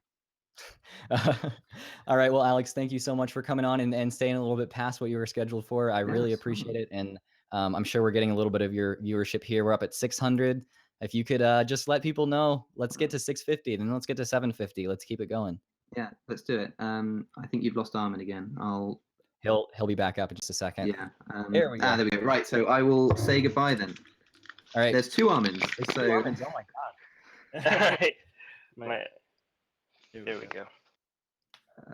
We have you on a computer and a phone here, or Yes. I figured out what was the problem. I was clicking on the wrong link. There we go. Okay. All right. Awesome. Well, in the spirit of that, I will bid you adieu. I hope you have a good rest of the stream. I'll try and watch as much as I can. All right. Awesome. Thanks again, Alex. Catch you later. Thank you. See ya. Bye-bye. Thank you, Alex. Bye. Yeah. Well, one of the reasons I put you guys close together is because I didn't plan on it, but I was hoping that you guys would interact a little bit, because just judging. You were probably hoping on a different topic, no? Hey, well, I was enjoying it. We just had a few people wanting it to get back on track, so I'm cool with that. But I think it's going to be. I'm going to get a hate mail by vegans, by the way. I may too, for saying that both sides had interesting points. Yeah. But anyway, well, welcome to the stream. I appreciate you coming on here. Yeah, thank you for having me. Yeah, I'm a fan of secular jihadists, and I have not actually read all the way through why there is no God, but I have cracked it for sure. You probably don't need it. It's more. I mean, it's a very good introductory book to the subject. I mean, a lot of people that are also familiar with the subject found that it puts everything in order for them, but a lot of people complain like, oh, this is very basic stuff. Like, yeah, it says so right in the description that this is basic introductory stuff, which introduces you to more resources if you're interested in learning more. Basically takes 20 common arguments for the existence of God, and it responds to it and says why all of them don't work. And it does it in a not very aggressive way. I know a lot of religious people that read it and weren't convinced, but they came to me and like, well, now I see where you're coming from. I mean, I know a lot of people also did change their mind, but more than that, I was happy about a higher number of people, I think, just appreciated the fact what the atheist arguments are, which just seemed a little bit less ridiculous to them than before, which is always a good thing. Yeah, definitely. And we'll definitely get into a little bit how I appreciate your approach of you're more interested in instilling doubt rather than reform. And I can totally understand where you're coming from on that. And we'll definitely get into that in a minute here. But like I've asked all my other guests, I think you have a pretty unique experience with religious extremism, and you continue to have unique experiences with that. So what would you say was your experience with religious extremism My from, my personal experience. I mean, I have a lot of experiences with religious experiences, but I guess you're talking about my childhood, right? Yeah, well, if you want to take it to your childhood, you definitely can. Just anything that would Well, stand out. yeah, I mean, okay, so this is so I'm going to go through this very quickly because I don't know how much time we have. But what happened when I was a child, I really always was concerned about going to hell. And I always could not understand why other people were not concerned. I mean, everybody around me believed in hell, but I was raised in a more liberal, part of Tehran in Iran. And my family was more liberal. I mean, they didn't practice Islam. They didn't do anything. Most people, most of my classmates didn't pray, didn't fast, but they all believed in hell. And I just couldn't get I in school they told us about hell, and I was worried that I'm gonna go to hell. And I came home one day crying. My aunt told me, my aunt used to live with us at the time because she couldn't afford her own place. She told me, "Why are you crying?" And I told her, "I'm just scared of going to hell." And she said, "Don't worry, dude, you're not going to go to hell. Only murderers and rapists and all those people going to go to hell. You're not going to go to hell." And I was like, okay. But then in school, they told us, no, most people are going to go to hell. In fact, most Muslims are going to go to hell. And if you miss the prayer, if you miss the fast, if you looked at a girl, if you doubt your religion, even if you end up in heaven at some point, you're going to pay for your crimes in hell for thousands of years before you eventually end up in heaven. And if you're a non-Muslim, of course, you're going to stay in hell forever. And I just thought about my parents. My parents never prayed. My parents never fasted. My dad, every night he came home, he drank, beer or whiskey in front of BBC, and then he went, and I was like, he's drinking alcohol. And I was like, I just imagine my parents burning myself, and I try to argue with my teachers, are my parents are going to go to hell? And my teachers, my religion teachers specifically, yeah, they're going to go to hell. And at some point I was so worried about going to hell. Here's the thing. In Islam, it's a little bit different from Christianity. In Christianity, you're born with sin, right? In Islam, this actually makes a little bit more sense in Islam. No, you're born pure, because if you are a child, there's no way you can sin, right? Right. So there's this age of reason that you have to reach before you can start sinning. There's these angels on your shoulders that they start recording your good deeds and your sins, but they don't start recording until you hit the age of reason. And the way we were told in school is that for girls that age is 9, and for boys that age is 15. Apparently it has to do something with the age of marriage as well. But that means that there's no sinning before age 15 for me as a boy. So I thought, well, why don't I just kill myself and go to heaven, but avoid going to hell? And the thing is, suicide is a sin in Islam. But I thought, well, not if I do it before age 15, right? So I thought I found a loophole in the system, and I was confused to why more people weren't taking advantage of this loophole. So I made sure I checked with my religion teacher in school at the time. This was Shahid Dasghi Tisushan Guidance School in Shiraz. And I asked them, why wouldn't I just kill myself and make sure I don't go to hell? And the only reason they gave me is because if you die as a child, you really didn't earn heaven. You're just going to go to the lowest part of heaven. Why would you be satisfied with that? Heaven has many different layers, right? And apparently the highest part is where the martyrs go, and that's where Muhammad is. And you don't even have to wait for Qiyamah, the judgment date. If you're a martyr, you just go directly to heaven. But I thought to myself, who the fuck cares which part of heaven I go to? I just don't want to burn. I actually, at some point, I light up a match and I put it on my skin just to see how much it hurts. And I just imagined that all over my body. And I go like, how could anybody take this for 10 minutes? How could anybody take this for a year? How could anybody take this for thousands of years?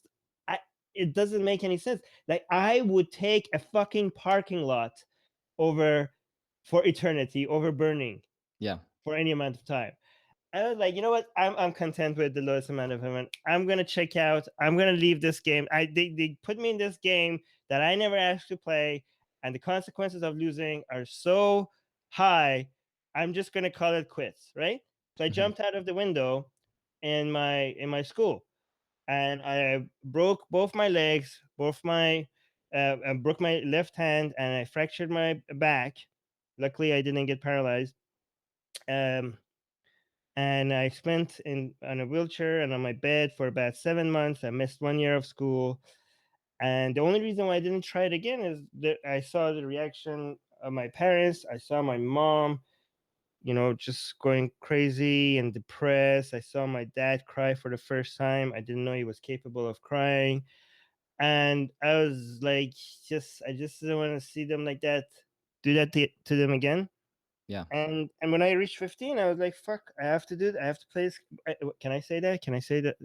Is that okay? Can I say that? Yeah, whatever. I've said it multiple times in the stream. Go ahead. Okay. Fuck! I have to now. I have to be a good Muslim. And when I reached 15, I was like, okay, don't miss a prayer. Don't start fasting. I grew a beard a little bit. My other the other kids in school started not hanging out with me, because in my school, being too religious, it's kind of like a odd thing to be. But so I was alone, especially because I missed 1 year of school. My friends had passed to the next grade, so I was a bit loner. That helped with becoming even more religious, because God was my only friend at that time. And and it was hard to be religious, because around 15 is also around the time that you start noticing girls. I mean, if you're straight, at least. But and God is not just a tyrant of your actions. He's just he's also a tyrant in your mind, right? So he could see your thoughts. For us, the way we told, like, having the wrong thoughts is also a sin, right? And I always feel ashamed. I always thought, like, the creator of the fucking universe gave me everything, put me in a comfortable family, good parents, food, hands, eyes, everything that I could want. And I'm so disgusting that I have such these awful thoughts. I can't even control myself, and I cry and say, "Forgive me, God, I sinned." And I feel so ashamed. And this is so sad. Imagine if you're gay, because at least I thought, at some point, I'm gonna get married and I'm gonna do whatever the fuck I want, and this is gonna be okay at that time, right? But imagine if you're gay, you feel so ashamed and so disgusted of yourself, and you know that this is gonna be all your life. There's no way out. You're gonna be ashamed of who you are forever. It's I don't know if people understand how traumatizing that is, to know that the creator of the universe is seeing in your mind and is disappointed in you, and you feel shame, so much shame. Right. Anyways, and the shame, I mean, the shame is as horrible as it is and how traumatizing it is, I don't know if you would say, but it almost seems like the least of what you can and should logically suffer if you accept that system. I mean, when I heard first of your experience with that, and basically finding that loophole, I thought, honestly, I think that he probably did what was reasonable given the acceptance of that system. You acted logically based on those premises. Yeah, I'm still don't know why more people don't do it. I mean, given the premises, the conclusion, I think, is still pretty solid. Yeah. Yeah, but I mean, people say, "Oh, that's crazy." I mean, like, the logic is not crazy. The premises are wrong. If you have faulty premises, good logic gets you to wrong conclusions. This is Right. the problem I have with religion, and this is the problem I have with reform. It's because they want to force people's conclusion to something else with the same faulty premises. If you have faulty premises, good logic gets you to the wrong place. You have to work with the premises, not with forcing people to get to the conclusion that you want. Right. Yeah, and I mean, at a certain point, obviously, and if I'm wrong, correct me, but at a certain point, you figured out that those premises were incorrect, and you were still in Iran at that time. Am I mistaken? Yes, and this is why my parents were so happy that I left Iran, because I was going. They thought I'm going to get myself killed because I Right. couldn't keep my mouth shut. Because I thought like I found this, like I found that like I figured this out, and this is the whole con that the whole world is like. I was like, how are people are not seeing this? Well, okay, so the way I got to it eventually is because even though when I became religious, I couldn't shake off the idea of hell and my parents going to hell and all these Christians and all these Jews and everybody on TV that I see and the reporters and the celebrities in Hollywood, everybody's gonna go to hell. And I could like, how is this okay? And I just thought like maybe these other religions are kind of like Islam light. Maybe there's something okay with them. Maybe so. I went to go study other religions, and the book that I picked up in the library in our school was not what I expected. It was called The History of Religions, but what it started was with cavemen, and then it went to Egypt and all. Now I know that the book wasn't very accurate apparently, but it was enough for me to think, to consider that maybe this is all just made up, because it just kept on. It just seemed like they borrowed ideas from each other, and it just turned from something to another, and it seemed like whatever was the most political convenient thing at the time also became the theology at the time, you know. So it's like, is this all made up? I mean, is Islam also made up? And then but that was scary, because I know God was saying me doubting, so I tried to not think about it, Mhm. but then I couldn't stop thinking about it. So I convinced myself, well, I mean, this is, if Islam is reason, you get by reason to Islam, right? So there shouldn't be there's nothing wrong with thinking about your religion. But then the more I thought about it, the more I realized, when I don't even remember at what point did I just accepted this claim. I mean, I just said, yeah, okay.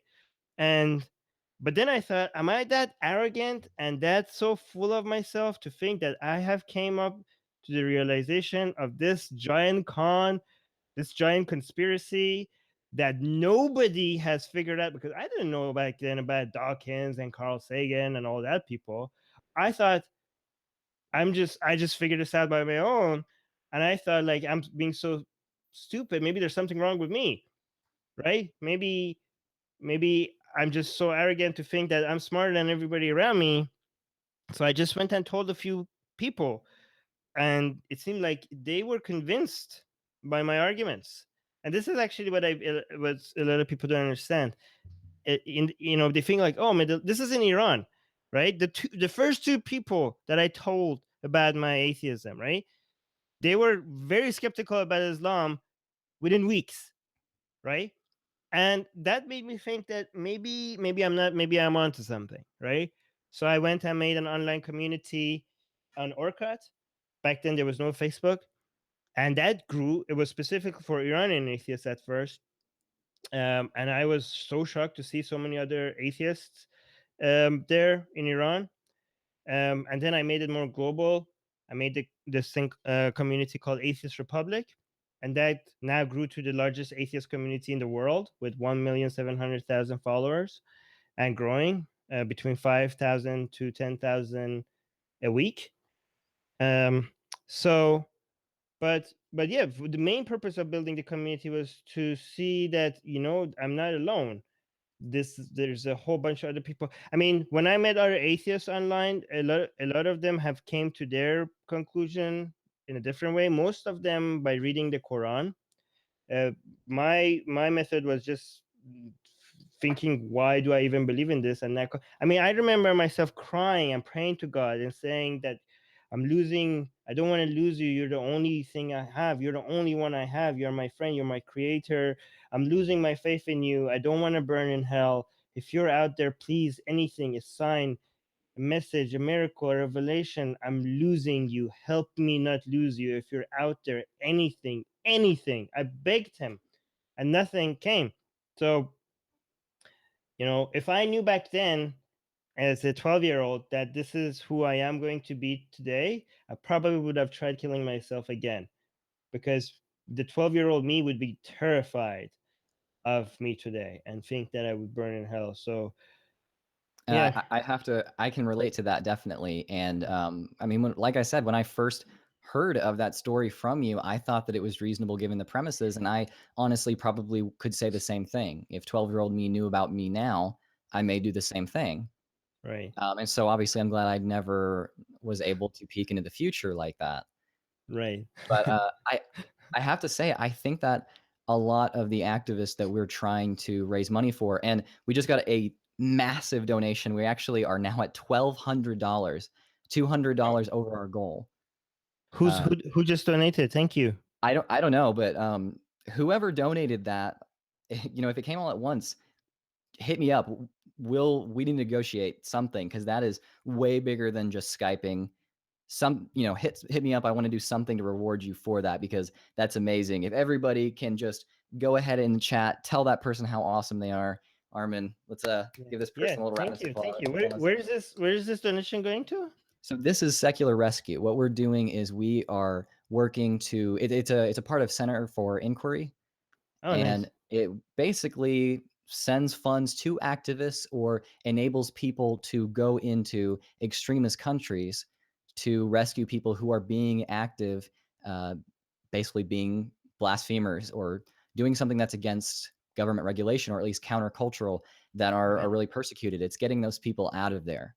Yeah, well we could have used that help a lot. Yeah. So I mean, people, that's a very good cause because this is what I like about. So thank you to whoever donated, whoever has donated and is donating or is considering donating, because this is what I like right now about the atheist and skeptic and secular movement is that they are more globally focused than ever.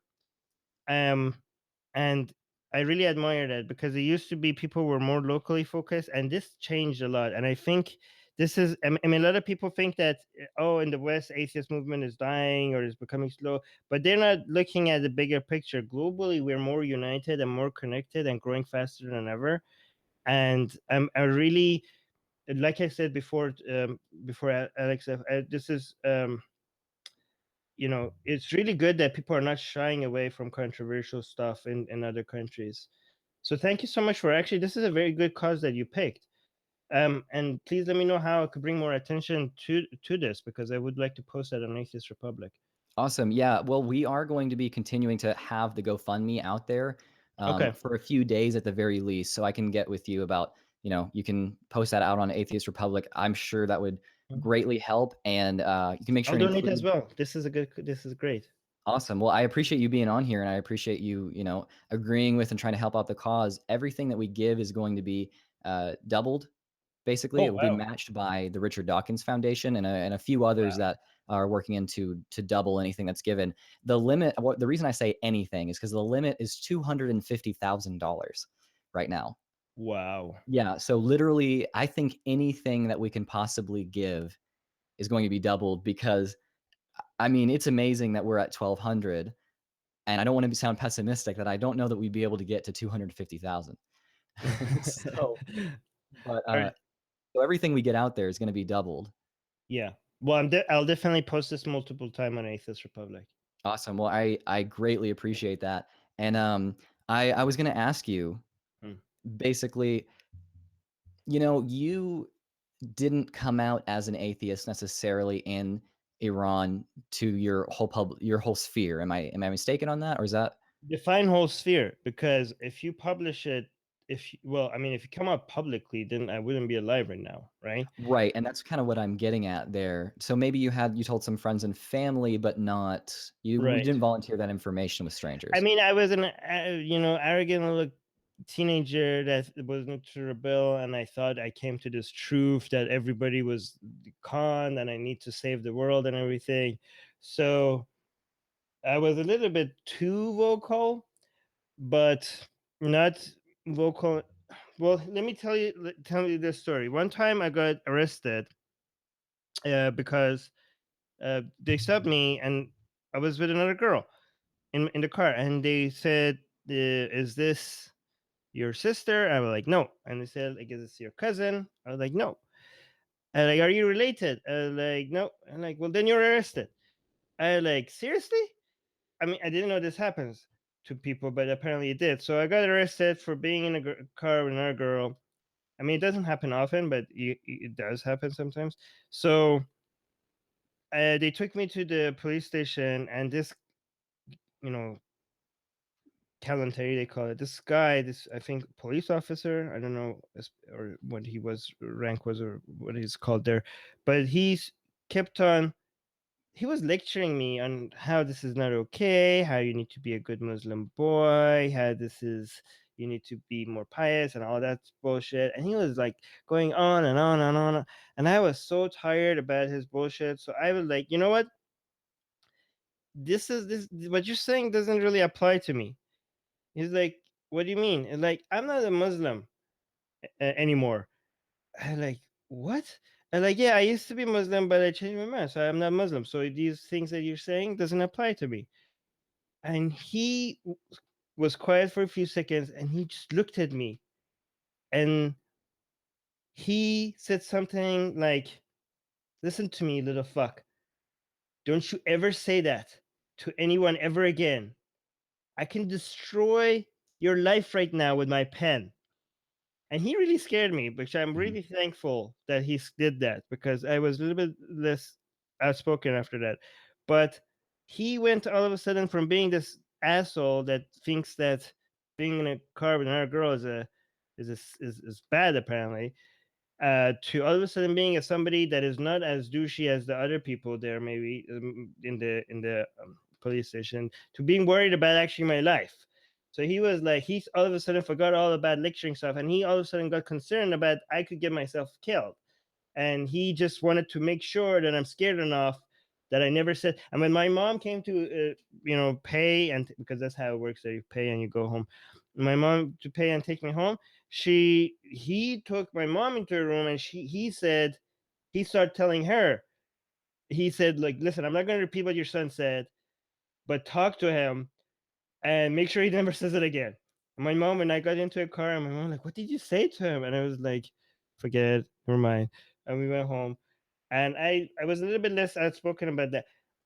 I mean, I got kicked out of religion classes quite often, but nothing as to point out saying that God is not real or like anything like that. But I did say it to my friends. But I mean, if you say it publicly, you definitely are gonna go. If you publish it or if you post it publicly on social media, you're gonna go. You're gonna get executed. There is no way out of it. I mean, I mean, a lot of people are more clever about it. Like they just say it to their friends and to parties and families.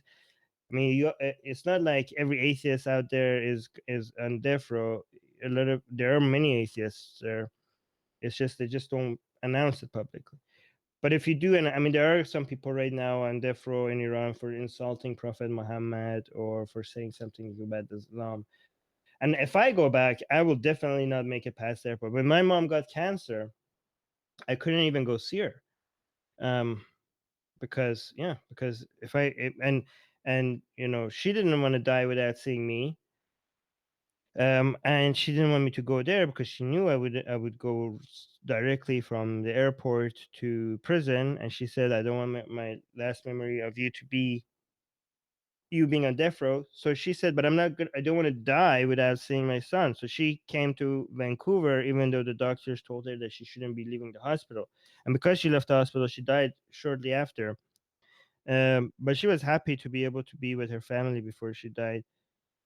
And she died an atheist. Yeah. Yeah, it's kind of sad and funny because when she was on she was so cute. When she was in the hospital, she was in so much pain, and she was listening to the azan, the Islamic call to prayer, to calm her pain. And when I came there, she was kind of shy, and she was like, Armin, I know this is bullshit, but it's really helping me with my pain. I was like, oh, mom, you don't have to apologize to me. Why do you do whatever you have to do? Why are you saying that? And she was in so much pain, and she had cancer, and she was about to die. But when I came and she saw that I can see that she's listening to us, she was kind of embarrassed. That's how I felt so bad. I was like, Mom, do whatever you want. don't worry about it. It's just a song. If it's helping you with your pain, listen to it. Why are you? Oh my god. Well, I really appreciate you bringing up that story because it does. I am glad that it seems like you and your mom were able to be on good terms Oh yeah. there toward the end. So I'm really happy to hear about that. And of course, I'm sorry for your loss.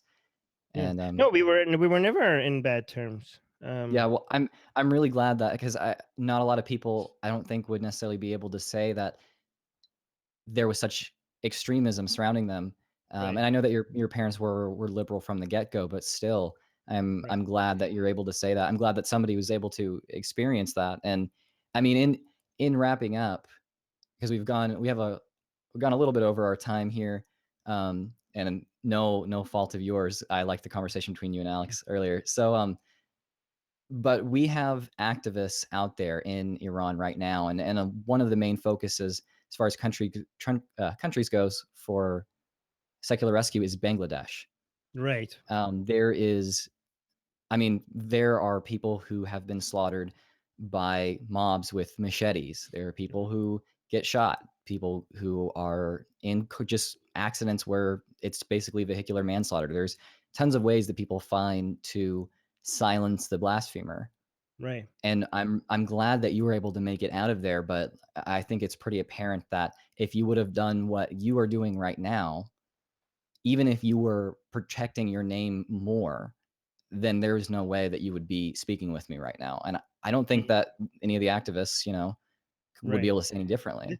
This is why I find it so a little bit annoying when people call me brave. I'm like, what are you talking about? People are doing what I'm doing in Iran, in Bangladesh, in Pakistan, in Saudi fucking Arabia, and you're calling me brave? I'm in safety of Canada here. Like, what is brave about what I'm doing? Can I actually plug something here about what you just said? What one thing we recently did in Atheist Republic is that we didn't have a new podcast called Atheist Republic Voicemails. And this basically, when you go to atheistrepublic.com, there's the green voicemail button, record button, that if you click, you could just leave a voicemail. And this gives and you could do it anonymously, and you could even maybe change your voice if you want. And basically, we have our 6th episode just came out recently. It's basically a podcast with no hosts. It's just voicemail after voicemail after voicemail from atheists around the world.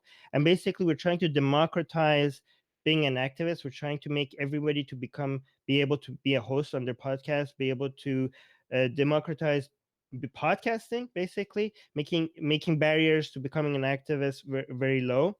So, and we have a huge audience globally, so you could just go to atheistrepublic.com, and if you record your voicemail, it will be on the Atheist Republic voicemail podcast, which, by the way, listen to the podcast. There's so many amazing stories on these podcasts.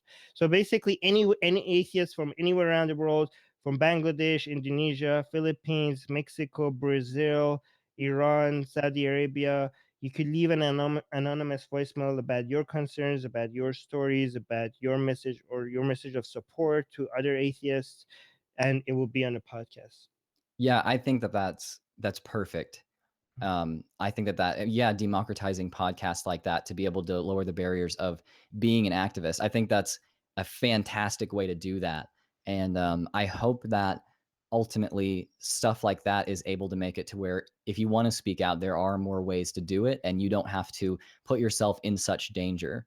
But that being said, I mean, we're just doing a final push here to emphasize there are people right now while this stream is going on that are in mortal danger. There are people who are probably not sure whether or not they're going to make it to bed alive tonight. They're not sure if they're going to be able to, spend time with their children tomorrow. What were you going to say? Can I tell a story about how important, to make a point how important what you just said is? Yeah. There was this Bangladeshi blogger that his friend was hacked to death, and they asked him, he was blogging himself, and they asked him if he's afraid, and he said, yeah, I am. And they said, are you going to keep blogging? And he's like, yeah, I am. I'm like, why are you going to keep blogging? And he's like, because who else will if I don't? And this is why I'm thinking that, I mean, these people are more brave than I could ever be. He just saw his friend and some atheists say, "Oh, we don't need atheist martyrs. Why are you risking your life?" And to that I said, "Fuck you," because these people have made this decision. They think it's worth it. We can't push anybody to risk their life, but if somebody knows the risk and is taking the risk, you say thank you.